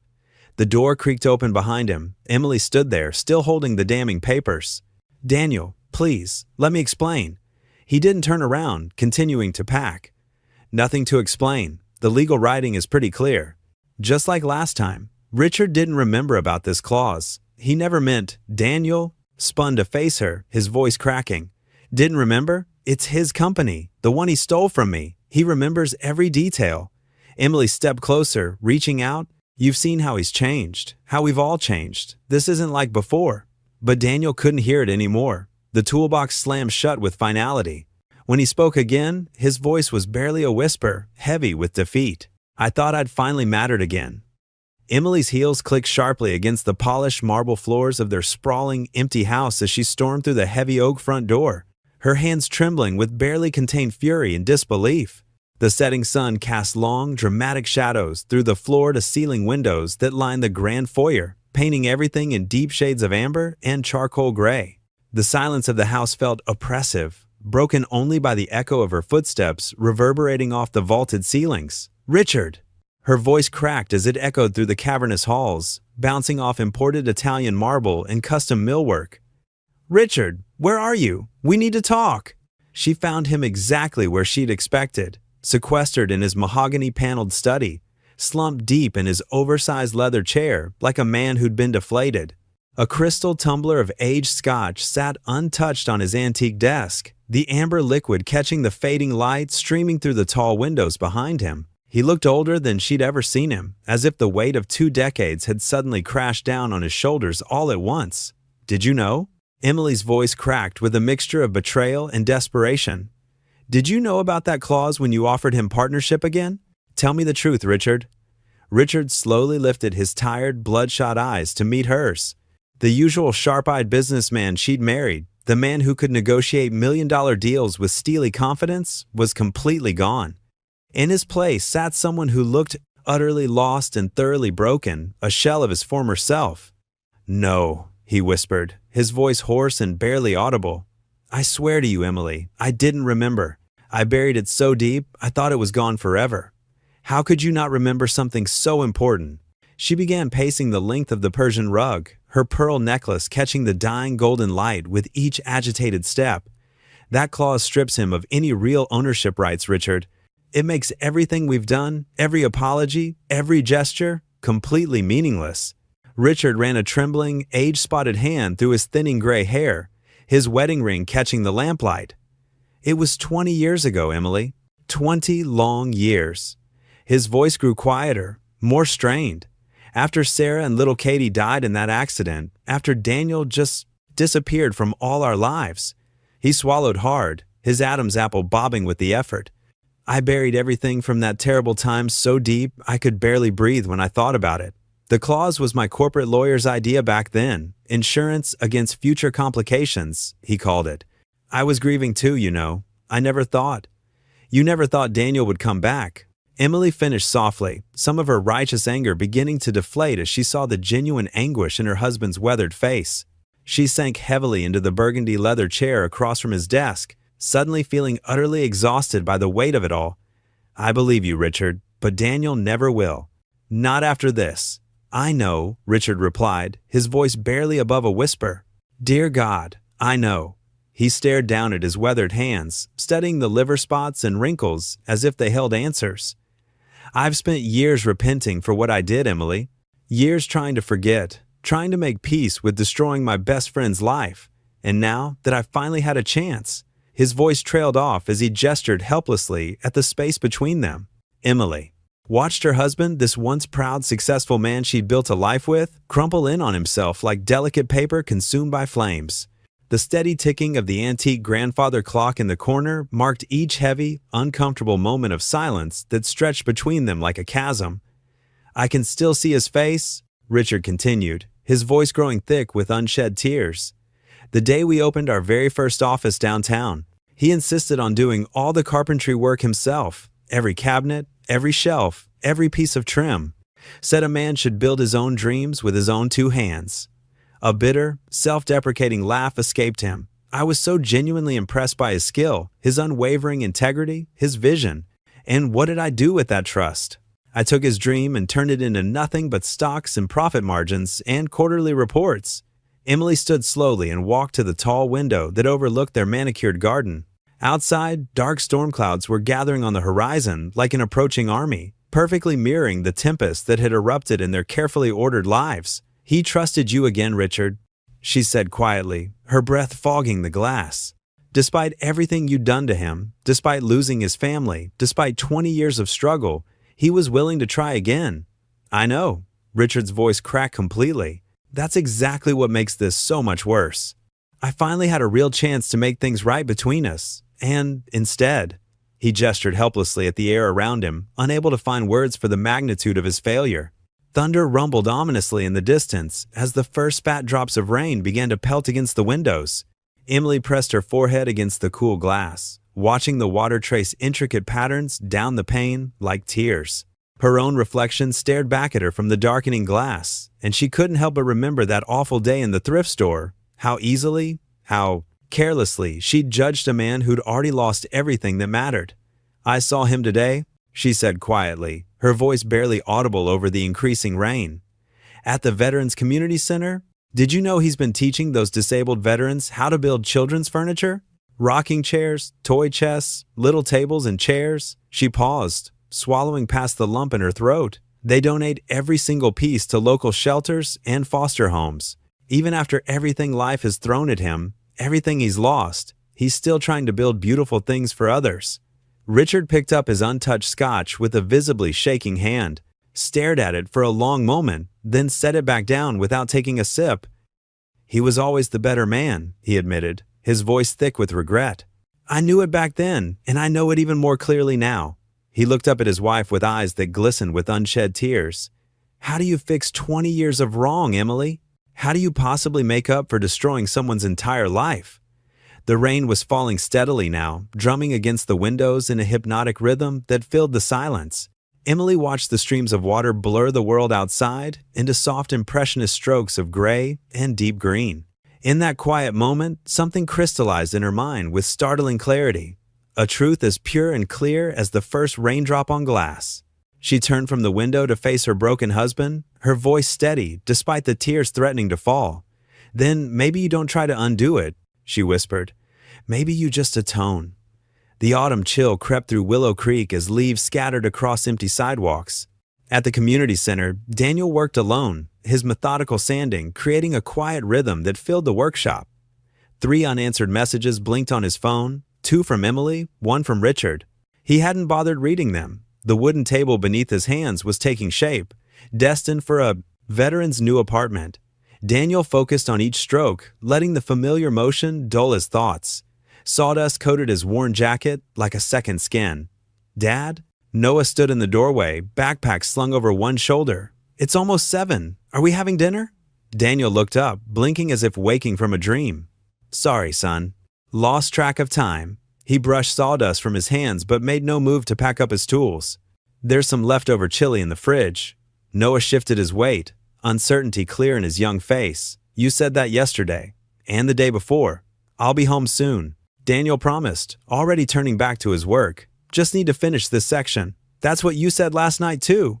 Noah's voice carried a hint of frustration. "You barely said 10 words at breakfast. Or the morning before that." Daniel's hands stilled on the wood. The silence between them felt heavy, loaded with unspoken words. Finally, he said softly, "I know. I'm sorry, Noah. I just need some time." "Time for what? To disappear again?" Noah's voice cracked. "Like after Mom and Katie?" The mention of his late wife and daughter made Daniel flinch. He gripped the edge of the table, knuckles white. "That's not fair, son. Neither is shutting me out." Noah dropped his backpack with a thud. "I'm not a little kid anymore, Dad. I can handle the truth." Before Daniel could respond, a gentle knock interrupted them. Emily stood in the workshop entrance, holding a covered casserole dish. Her elegant clothes looked out of place among the tools and sawdust. "I hope I'm not interrupting," she said softly. "I brought dinner. My mother's recipe for chicken pot pie." Daniel's expression remained carefully neutral. "You didn't have to do that. I wanted to." Emily stepped inside, setting the dish on a clean workbench. "Noah mentioned you've been working late. I thought you both could use a home-cooked meal." Noah's face brightened slightly. "Thanks, Mrs. Warner. It smells." "Amazing." Emily smiled at him, then turned to Daniel. "The Veterans Housing Project needs your expertise, Daniel. The contractor they hired can't match your quality of work." "I'm sure they'll manage," Daniel replied flatly, picking up his sandpaper again. Emily watched him work for a moment, noting the dark circles under his eyes, the tension in his shoulders. Richard didn't know about the clause. He's been sick with guilt. "Mrs. Warner," Daniel interrupted quietly, still focused on his sanding. "I appreciate the dinner and your kindness to Noah, but I can't do this right now." Noah looked between them, worry etched on his young face. "Dad, maybe we could." "Noah?" Daniel's voice was gentle but firm. "Please take the casserole home and get started on your homework. I'll be there soon." The teenager hesitated, then grabbed his backpack and the dish. "Thanks again, Mrs. Warner," he mumbled before heading out. Emily lingered, watching Daniel work with single-minded focus. "You're punishing yourself more than anyone else," she said softly. "Is that what you think this is?" Daniel's hands never stopped moving across the wood. "I'm just doing what I've always done, surviving, taking care of my son, building things that matter, and shutting out everyone who cares about you." Daniel finally looked up, his eyes tired but resolute. "Mrs. Warner, I've learned that caring comes with conditions. Trust comes with fine print. I can't afford either anymore." Emily stepped closer, her heels clicking on the concrete floor. "That's not true, and you know it. Noah needs his father, not just his physical presence, but his heart too. My heart is what got us into this mess." Daniel's voice was barely above a whisper. "I trusted too easily, believed in second chances." "And you were right to," Emily insisted. "One hidden clause doesn't erase the good you've done, the lives you've touched here." Daniel set down his sandpaper, suddenly looking exhausted. "Thank you for dinner and for looking out for Noah. But please, I need space." Emily recognized the quiet finality in his tone. She nodded slowly, gathering her purse. At the door, she paused, turning back one last time. Daniel had moved to his workbench, kneeling beside it in what she first thought was inspection of the wood. But his head was bowed, hands clasped, shoulders shaking slightly with silent tears that fell onto the scarred surface of his bench.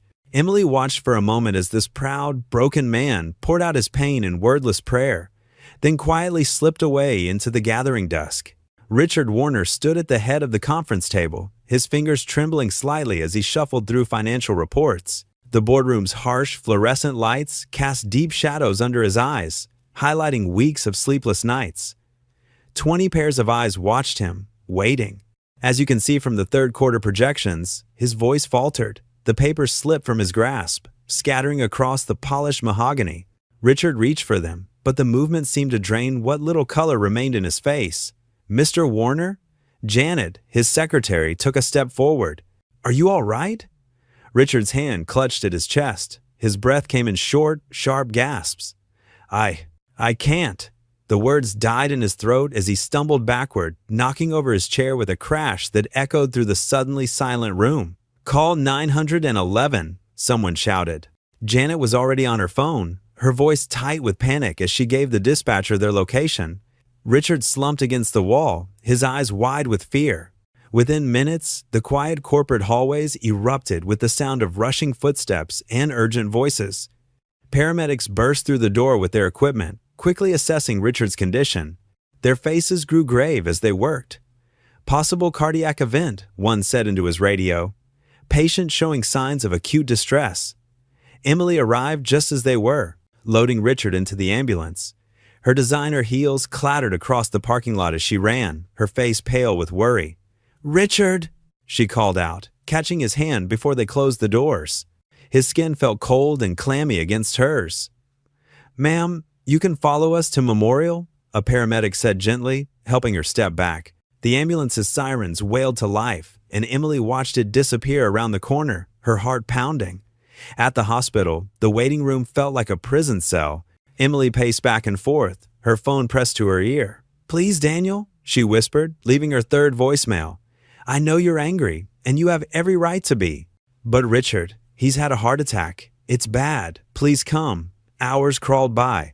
Doctors came and went, their faces serious as they explained terms like myocardial infarction and severe blockage. Emily barely heard them through her fog of worry. She tried Daniel's number again. This time, he answered. "Emily?" His voice was flat, guarded. "Daniel, please," she said, fighting back tears. "The doctors say. They say he might not." She couldn't finish the sentence. "I'm sorry about Richard," Daniel replied quietly, "but I can't be there." "Not after everything, Daniel. Goodbye, Emily." The line went dead. Emily sank into an uncomfortable plastic chair, her shoulders shaking with silent sobs. Back at their modest apartment, Daniel set his phone down on the kitchen counter. His hands were steady, but his jaw was clenched tight. Noah stood in the doorway, watching his father with concerned eyes. "That was Mrs. Warner, wasn't it?" Noah asked softly. Daniel nodded, not turning around. Mr. Warner's in the hospital. Heart attack. Are we going? No. Daniel started washing dishes that didn't need washing, the water running too hot over his hands. We're not. Noah stepped closer. Dad, Noah, please, don't. Remember what you told me? Noah's voice grew stronger. About what makes a man. It wasn't about success or money. It was about doing what's right, even when it hurts.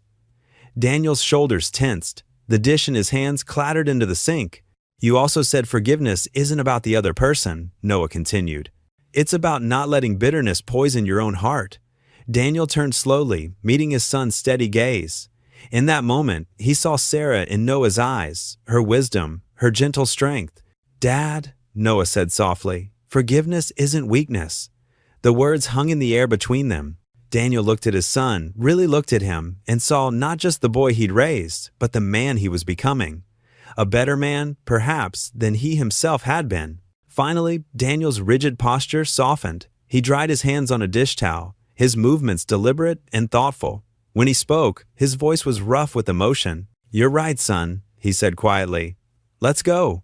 The hospital corridor buzzed with the quiet hum of fluorescent lights and beeping monitors. Daniel Hayes stood outside room 412, his weathered hands clasped together, wrestling with decades of hurt and the sudden weight of mortality. Noah placed a gentle hand on his father's shoulder. You taught me forgiveness isn't weakness, Dad, Noah whispered.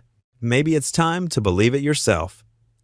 Through the window, they could see Emily sitting beside Richard's bed, her fingers intertwined with her husband's.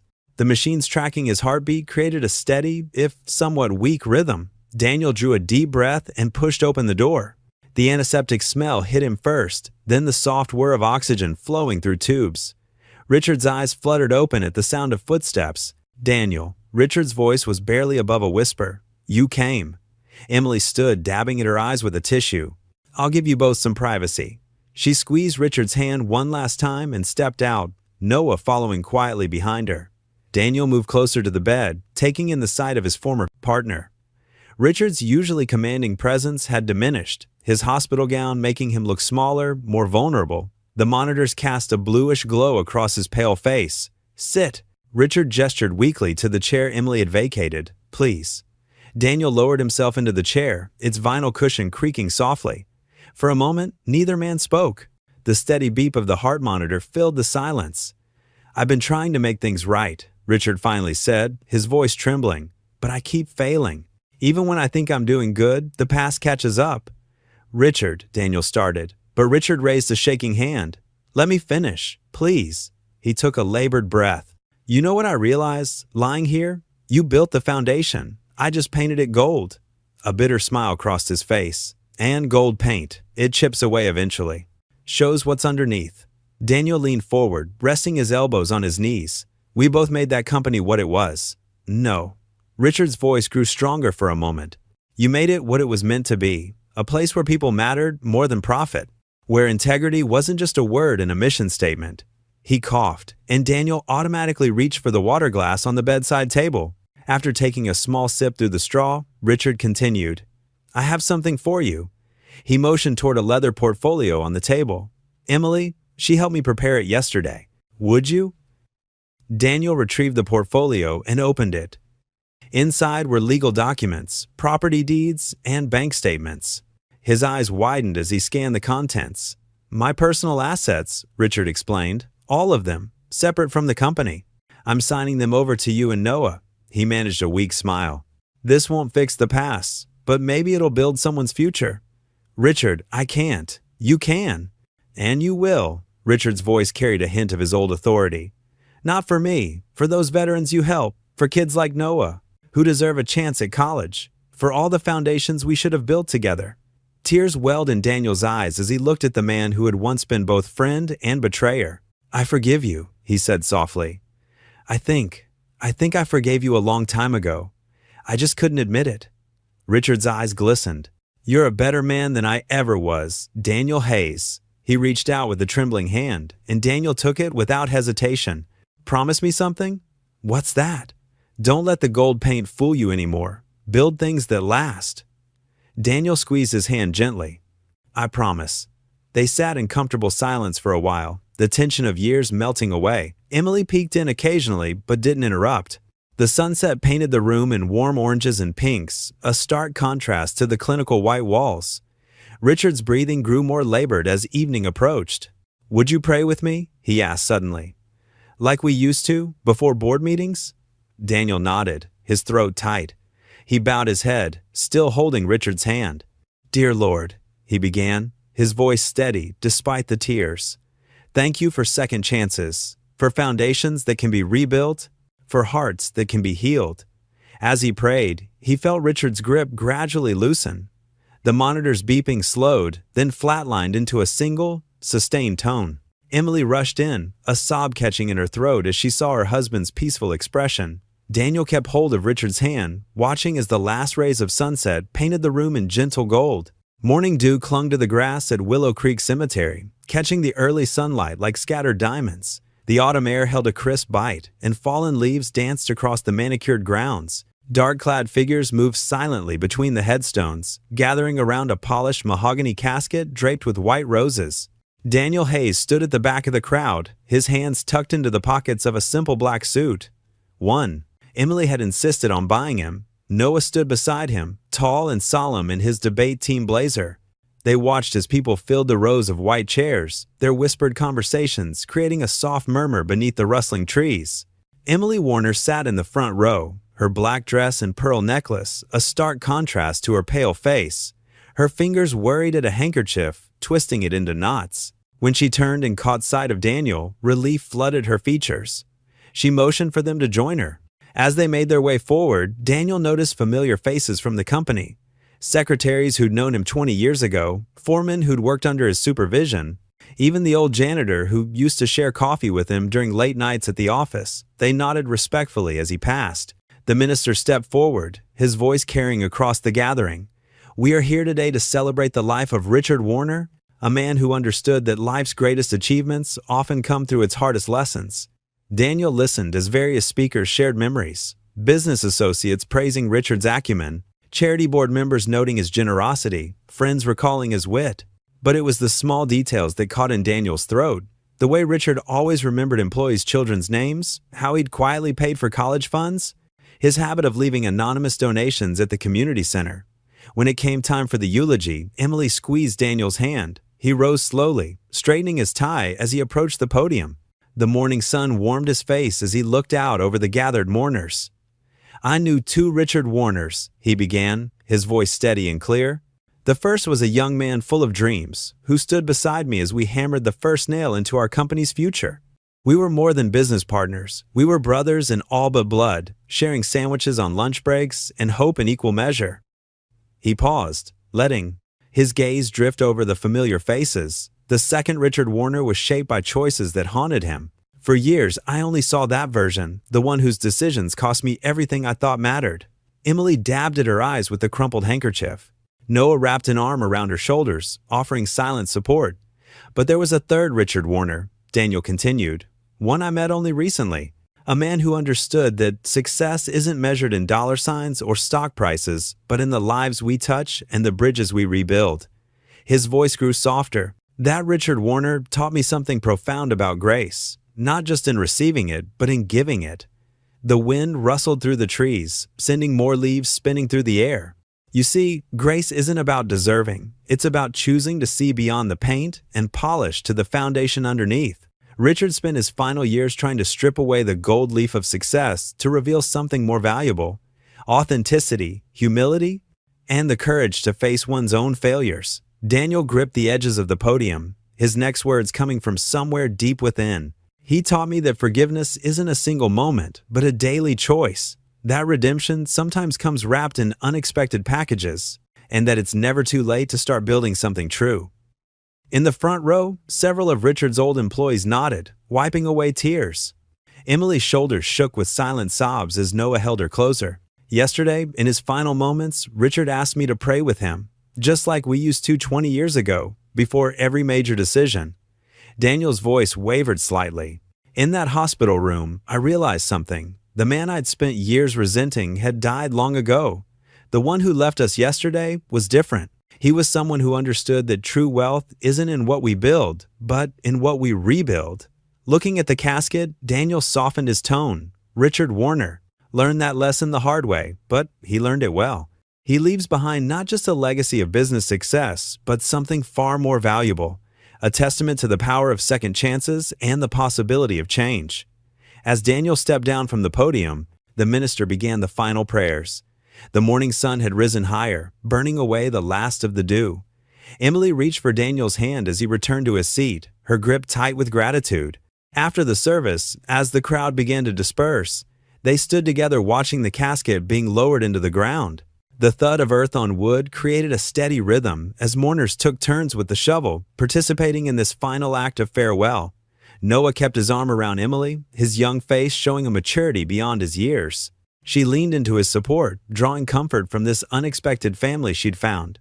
When most of the mourners had gone, leaving only the three of them standing by the fresh grave, Daniel broke the silence. His voice was barely above a whisper, meant only for Emily and Noah to hear. "The man I hated died long ago," he said softly. "This one just needed forgiveness." Emily's tears fell fresh, but her smile held peace. Noah squeezed her shoulders gently, understanding passing between them all like a current of grace. Autumn leaves swirled outside the window of Emily's home office as she and Daniel sat surrounded by stacks of paperwork. The morning light filtered through gauzy curtains, casting a warm glow on the scattered documents and coffee cups between them. Emily's reading glasses perched on her nose as she studied another form. "I think we've got all the legal requirements covered," she said, shuffling through the incorporation papers. "The foundation can start accepting donations next week." Daniel nodded, his weathered hands wrapped around a coffee mug that read, "World's Best Dad, a recent gift from Noah." "Still feels strange, having his name next to mine." Again. "The Warner Hayes Foundation?" Emily tested the words. "It sounds right, doesn't it? Like something meant to be." "Sarah would have loved this," Daniel said softly, touching the silver wedding band he still wore. "She always said true healing comes from helping others heal." Noah burst into the room, his laptop tucked under his arm. Dark hair tousled from running. "I've finished it," he announced, setting the computer down between them. "The logo design, what do you think?" On the screen, a simple yet elegant design appeared, two hands clasped together, forming the shape of a house. Below, in clean typography, the Warner Hayes Foundation, building second chances. Emily's eyes welled up. "Oh, Noah, it's perfect." Daniel squeezed his son's shoulder. "You've got your mother's eye for beauty, that's for sure. I wanted it to show what we're really about," Noah explained, his voice earnest. "Not just building houses, but building hope. Like what happened with us." The phone rang, and Emily answered it. Her face brightened as she listened. "That's wonderful news." "Yes, we'll be there tomorrow morning." She hung up and turned to them. "The zoning board approved our request. We can start renovating the old warehouse next week." "First project of the foundation," Daniel mused. "From empty building to veteran housing and training center. Just like the one that helped us," Noah added. Throughout the next few weeks, word spread through Willow Creek about the foundation. Emily's social connections, once focused on charity galas and fashion shows, now buzzed with genuine excitement about making real change. The local newspaper ran a front-page story. From rivalry to redemption, local business leaders' legacy of second chances. The article detailed Richard's final act of generosity and Daniel's journey from loss to forgiveness. Applications from veterans and single parents began pouring in. At the community center, Daniel and Noah worked side by side, teaching basic carpentry to the first group of veterans. Emily managed the administrative side, her organizational skills proving invaluable. The same determination that once drove her social climbing now powered something meaningful. "Mr. Hayes?" A veteran named Mike approached Daniel one afternoon, holding up a perfectly joined piece of woodwork. "Never thought I'd be able to do something like this with my hands shaking so bad. But you were right, the wood, it kind of steadies you." Daniel smiled, remembering his own healing journey through working with his hands. "Wood's honest that way. Doesn't care about your past, just how you treat it in the present." The warehouse renovation progressed quickly, with volunteer crews working alongside the veterans in training. Local businesses donated materials, and former employees from Hayes and Warner Builders offered their expertise. The community's response overwhelmed Emily. "I used to think I knew everyone who mattered in this town, she confessed to Daniel one evening as they watched volunteers painting walls. Now I realize I was looking in all the wrong places. Noah spent his after-school hours helping wherever needed, proud to see his father's quiet strength touching so many lives. He'd overheard someone call Daniel a silent hero and couldn't think of a better description. The day they hung the sign on the renovated community center, a small crowd gathered. Daniel stepped back, taking in the fresh paint and new windows, remembering the broken-down building it had been just months ago. Emily stood beside him, her designer clothes long since traded for practical workwear. "Richard would be proud," she said softly. "This is what redemption looks like." "This is what grace looks like," Daniel corrected gently. Noah emerged from inside, carrying a wooden plaque he'd crafted himself. The words were carved deep and clear. "Grace is never out of stock." Daniel's eyes misted as he helped his son hang it above the entrance. The morning sun caught the polished wood, making it glow like a promise kept.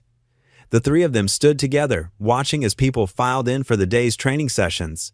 Veterans with new purpose in their steps, single parents finding hope in fresh starts, volunteers carrying coffee and donuts, sharing stories and smiles. "Ready for another day?" Emily asked, her voice warm with friendship and shared purpose. Daniel nodded, touching the plaque one last time before heading inside. "Grace is never out of stock," he repeated softly, "and neither is hope." The morning sun streamed through the community center's tall windows, casting long golden rectangles across the worn wooden floors.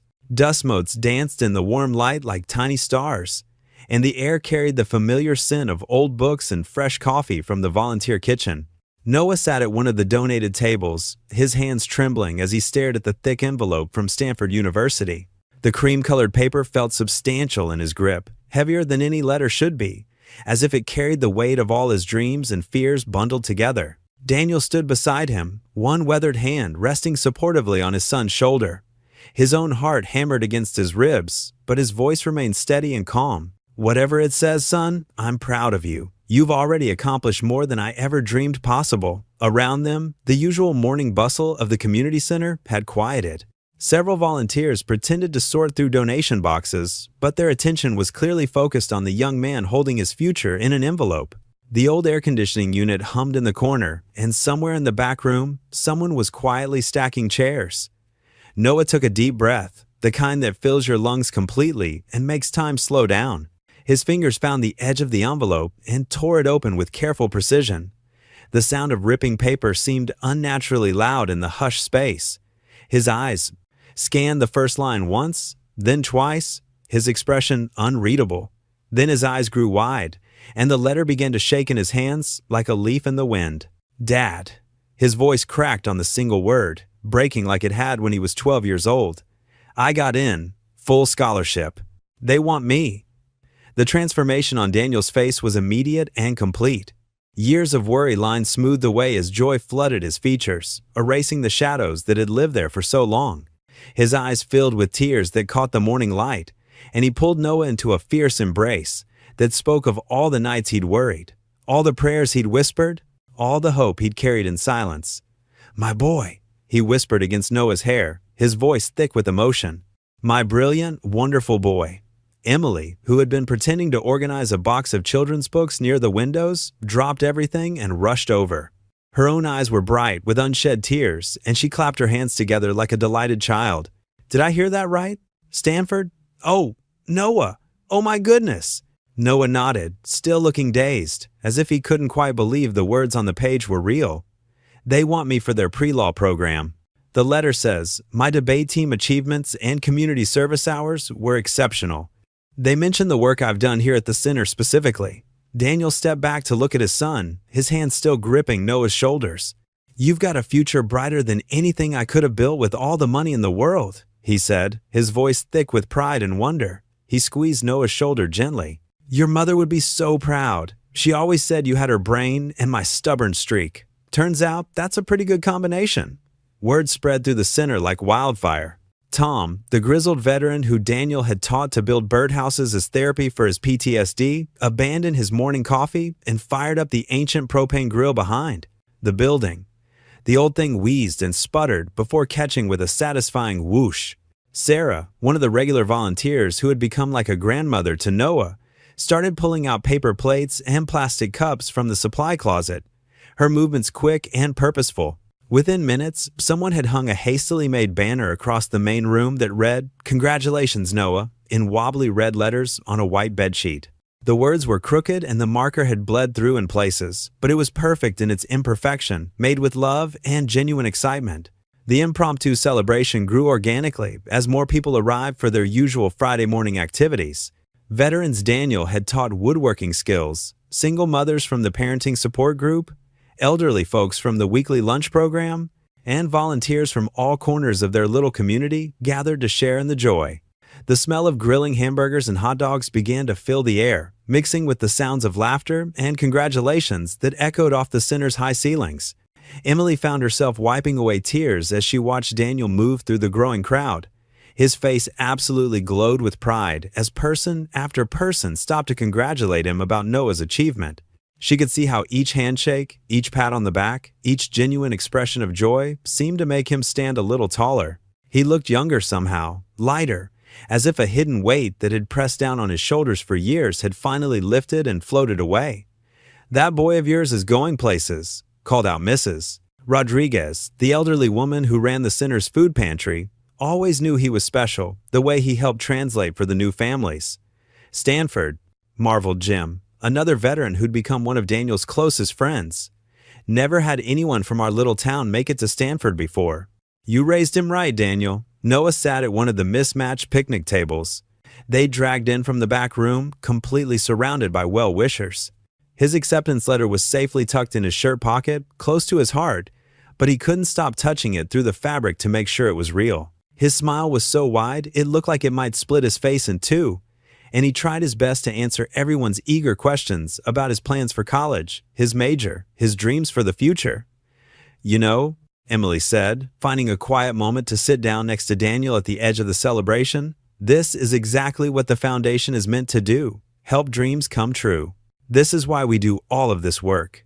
Daniel nodded slowly, his gaze never leaving his son's animated face as Noah gestured excitedly while telling someone about his planned course of study. "When Sarah and Amy died, I thought all our dreams died with them. I couldn't see past the next day, let alone imagine something like this." He gestured toward Noah, his voice soft with wonder.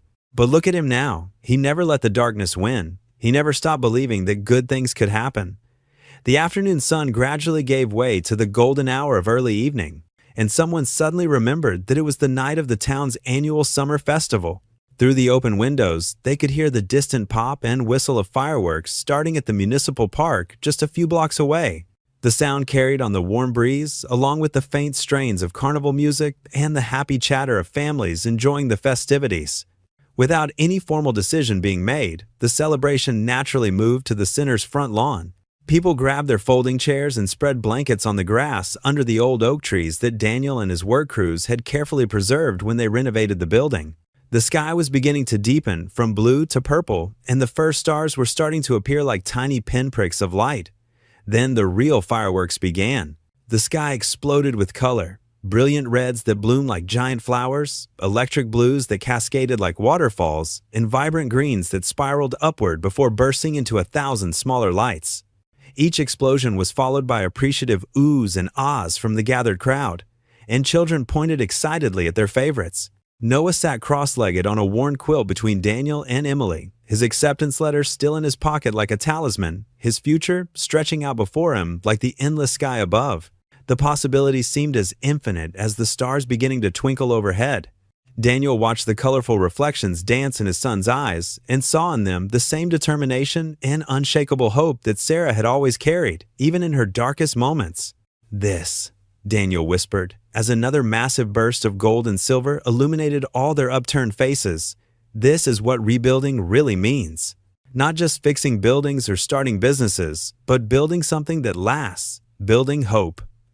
The fireworks continued their spectacular display, each burst seeming to celebrate not just Noah's incredible achievement, but every small victory that had led them to this moment. Every piece of broken furniture lovingly repaired, every veteran patiently taught a new skill, every act of forgiveness given and received, every day they'd chosen hope over despair. In those magical moments of shared joy, under the sparkling summer sky, they weren't just watching a fireworks show. They were witnessing the beautiful culmination of a journey that had brought them all together, bound by something far stronger than blood, the transformative power of second chances and the miracle of love that multiplies when it's shared. The warm air smelled of barbecue smoke and summer grass, with just a hint of the honeysuckle that grew wild along the center's back fence. Somewhere in the crowd, old Tom started singing Amazing Grace in his gravelly voice, and other voices gradually joined in, creating a gentle harmony that rose softly into the star-filled night. Daniel closed his eyes and let the moment wash over him completely. The achingly beautiful music, the continuing pops and whistles of the fireworks, the solid warmth of his son beside him, and the deep, soul-settling knowledge that sometimes the strongest foundations aren't built of concrete and steel, but of faith, forgiveness, and the kind of love that refuses to give up, no matter how dark the night becomes. The December wind whistled through the community center's windows, but inside, warmth and the sweet smell of fresh sawdust filled the air. Daniel Hayes stood at his workbench, carefully sanding the edges of a wooden train engine. Around him, the room buzzed with activity. Veterans and teenagers working side by side at their stations, each focused on crafting Christmas toys. "Mr. Hayes, could you check this?" called Tommy, a young veteran with a prosthetic leg. He held up a half-finished rocking horse, its curves still rough but promising. Daniel smiled, setting down his own project. The title Mr. Hayes still felt strange sometimes, but he'd grown used to it over the past months. His carpentry classes had become so popular, they'd had to start a waiting list. "Looking good, Tommy," he said, running his hand along the horse's neck. "Just remember what I taught you about following the grain when you sand, like this." He demonstrated with smooth, sure strokes. At the next table, 16-year-old Maria carefully painted delicate flowers on a dollhouse. She'd been one of his first students, originally sent by her probation officer. Now she was one of his best helpers. Emily Warner entered carrying boxes of wrapping paper and ribbons, her cheeks pink from the cold. "The elves have arrived," she announced, setting down her supplies. She'd traded her designer clothes for jeans and a comfortable sweater, looking more at home here than she ever had at country club gatherings. "Perfect timing," Daniel said. "We've got quite a collection ready for wrapping." Along the back wall, finished toys waited in neat rows, wooden cars with spinning wheels, trains with connecting cars, dollhouses with tiny furniture, rocking horses ready for paint, and building blocks smooth as silk. Each piece had been crafted with careful attention to detail and safety. "I can't believe how many we've made," Emily marveled, running her fingers over a particularly beautiful dollhouse. "Remember when you could barely fill one shelf?" Daniel nodded, thinking back to those early days. "Things change. People change," Emily added softly, meeting his eyes with understanding. They'd developed an easy friendship over the months since Richard's passing. Emily had thrown herself into the foundation work, transforming grief into purpose. She'd become as much a fixture at the center as Daniel himself. "Jake, careful with that saw," Daniel called out, noticing one of his younger students getting careless. He walked over to correct the boy's technique, demonstrating the proper grip. "Remember, respect the tool and it'll respect you back." The afternoon wore on as they worked. Emily set up a wrapping station, teaching some of the teens how to make perfect corners and fancy bows. Christmas music played softly from an old radio, mixing with the sounds of sanding and hammering. "Mr. Hayes," called out George, a veteran in his 60s, "tell us again about your first carpentry project." Daniel chuckled. "You've heard that story a dozen times. The new folks haven't," George insisted, gesturing to some recent additions to the class. Daniel wiped his hands on his apron. "Well, I was about 12, trying to build a birdhouse for my mother. Didn't know the first thing about measuring or cutting straight. That poor birdhouse looked like it had been through a tornado before I even finished it." The class laughed, and Daniel continued working as he spoke. "But my dad, he didn't criticize, just showed me how to learn from my mistakes. Said every crooked cut teaches you something about making the next one straight." Emily watched him as she wrapped a toy car, remembering how she'd once judged this man based on his worn clothes and quiet manner. Now she saw the wisdom in his weathered hands, the strength in his gentle teaching. A small commotion at the door drew their attention. A young mother stood there with her little boy, who was bundled up against the cold. Daniel recognized them from the shelter, where he sometimes volunteered. "I'm sorry to interrupt," the mother said, "but Tommy here couldn't wait to see the toys. He's been talking about them all week." The little boy, no more than 5, stared wide-eyed at all the wooden creations. His mittened hands were clasped together in excitement. Daniel picked up the train engine he'd just finished, his best work yet, with careful details and smooth rolling wheels. He walked over and knelt down to the boy's level. "What do you think of this?" he asked, holding out the train. Tommy's eyes grew even wider. "Is it real?" "As real as anything," Daniel said, showing him how the wheels turned. "Want to try it?" The boy nodded eagerly, and Daniel placed the train in his small hands. Tommy's face lit up with pure joy as he rolled it back and forth on the floor. Emily came to stand beside Daniel, watching the scene with misty eyes. "Every scar builds something stronger," she quoted softly, words she'd heard him say before. Daniel nodded, watching Tommy play with the train. The boy's delight made every splinter, every late night, every moment of teaching worth it. He thought of his own son, now thriving in college, and all the twists and turns that had led them here. Around them, the workshop hummed with purpose. Veterans teaching teens, teens helping younger children, all of them building something more than just toys. They were building hope, one piece at a time. "Mr. Hayes," Tommy called out, his face glowing, "can you show me how to make one?" Daniel exchanged a warm glance with Emily before turning back to the boy. He picked up a small wooden car from his workbench, its edges still rough with possibility. "Every scar builds something stronger," he said, placing it gently in Tommy's waiting hands.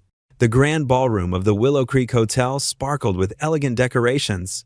Crystal chandeliers cast a warm glow over tables dressed in cream-colored linens and centerpieces of fresh winter roses. A banner hung above the stage reading Warner Hayes Foundation First Annual Gala, Building Second Chances.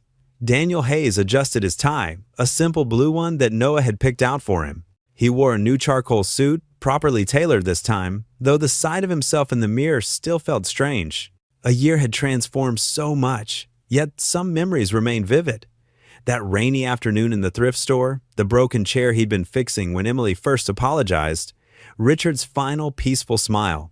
Emily Warner, elegant in a navy evening gown, moved through the crowd greeting donors and community leaders. She'd organized every detail of the evening, determined to make it perfect. Her pearl necklace caught the light as she laughed with some of the veterans who'd learned carpentry in Daniel's workshop. "Ready, Dad?" Noah appeared at Daniel's side, looking grown up in his own suit. College had matured him, given him an easy confidence that made Daniel's heart swell with pride. His son had just finished his first semester with straight A's, proving that hard work and faith could indeed build bridges across any gap. "Almost," Daniel said, patting his jacket pocket to make sure his speech cards were there. "You know I'm not good at this formal stuff. You build houses, Dad. Think of it like that, one word at a time, just like one nail at a time." Noah squeezed his father's shoulder. The crowd settled into their bladder seats as Emily approached the podium. Her voice carried clearly through the ballroom. "Welcome, everyone. A year ago, this foundation was just a dream, born from pain and forgiveness. Today, we've helped 12 veteran families find homes, supported 15 single parents through job training, and watched countless lives transformed through the power of second chances." She paused, composed herself. "But before we celebrate these achievements, I'd like to introduce someone very special. He's currently studying pre-law at Vanderbilt University, and he has a few words about our foundation's co-founder. Please welcome Noah Hayes." Noah strode to the stage with purpose, his young face serious but proud. "Good evening. When I was younger, I used to think success meant having the biggest house or the most expensive clothes. My father taught me differently. He showed me that true wealth isn't in what you own, but in what you give." He looked directly at Daniel. "My father is the most generous man I know.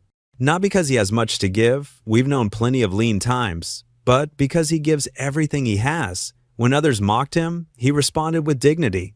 When betrayed, he chose forgiveness. When broken, he rebuilt himself by helping others rebuild their lives." Daniel felt tears threatening. He blinked them back, remembering all the nights he'd prayed for strength to keep going, to show Noah a better way than bitterness. "Ladies and gentlemen," Noah continued, his voice strong and clear, "please welcome my father, Daniel Hayes." The applause was warm as Daniel made his way to the podium. He hugged his son, then faced the crowd. His hands trembled slightly as he pulled out his cards, but when he spoke, his voice was steady. "Thank you all for being here tonight. A wise man once told me that you build the foundation first, then the walls." He paused, remembering Richard's last words. My old friend Richard Warner understood that in the end. He taught me that sometimes our greatest mistakes can lead to our greatest redemption if we're brave enough to face them. Emily dabbed at her eyes with a tissue as Daniel continued. This foundation exists because two people had the courage to change. Emily Warner could have walked away after that day in the thrift store. Instead, she chose to look deeper, to see beyond appearances. Richard could have taken his guilt to his grave. Instead, he chose to make amends, to turn wrongs into right. Daniel's voice grew stronger. Every day at our community center, I watch people rebuild their lives. Veterans learning new skills, single parents finding hope, young people discovering their worth. And you know what amazes me most? It's not the physical transformations, though those are wonderful. It's the moment when someone realizes they matter, that their story isn't over, that grace is still possible. He looked at Emily, then at Noah. A year ago, I was a bitter man, hiding behind pride and pain. Today, I stand here surrounded by family, not by blood, but by choice, by faith, by forgiveness.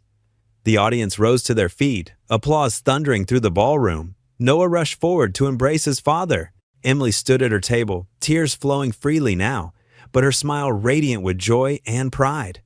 As the applause continued, Daniel caught Emily's eye across the room. She nodded, understanding passing between them. They had all been strangers once, proud, hurt, lost in their own ways. Now they were family, bound together by something stronger than success or status. The courage to believe in second chances. The standing ovation continued, filling the ballroom with the sound of hope renewed and grace revealed. Through the windows, snow had begun to fall softly over Willow Creek, each flake a tiny new beginning. Sunlight glinted off fresh snow as Daniel Hayes pulled into the parking lot of what was once simply Willow Creek Thrift. The newly painted sign above the entrance now read, "The Second, Chance Store," in warm burgundy letters. He sat in his truck for a moment, fingers tracing the worn steering wheel, remembering that rainy Thursday afternoon that had changed everything. The same bell chimed above the door as he walked in, but the interior was transformed. Fresh paint brightened the walls, new lighting illuminated every corner, and the shelves were neatly organized with carefully curated donations. Yet Daniel had insisted on keeping some things the same. The old wooden counter where he'd first stood in humiliation, now polished to a soft glow, and the creaky floorboard by the dressing rooms that sang with every step. "Morning, Mr. Hayes," called Sarah, the teenage volunteer at the register. She was one of Noah's former classmates, now earning community service hours for college applications.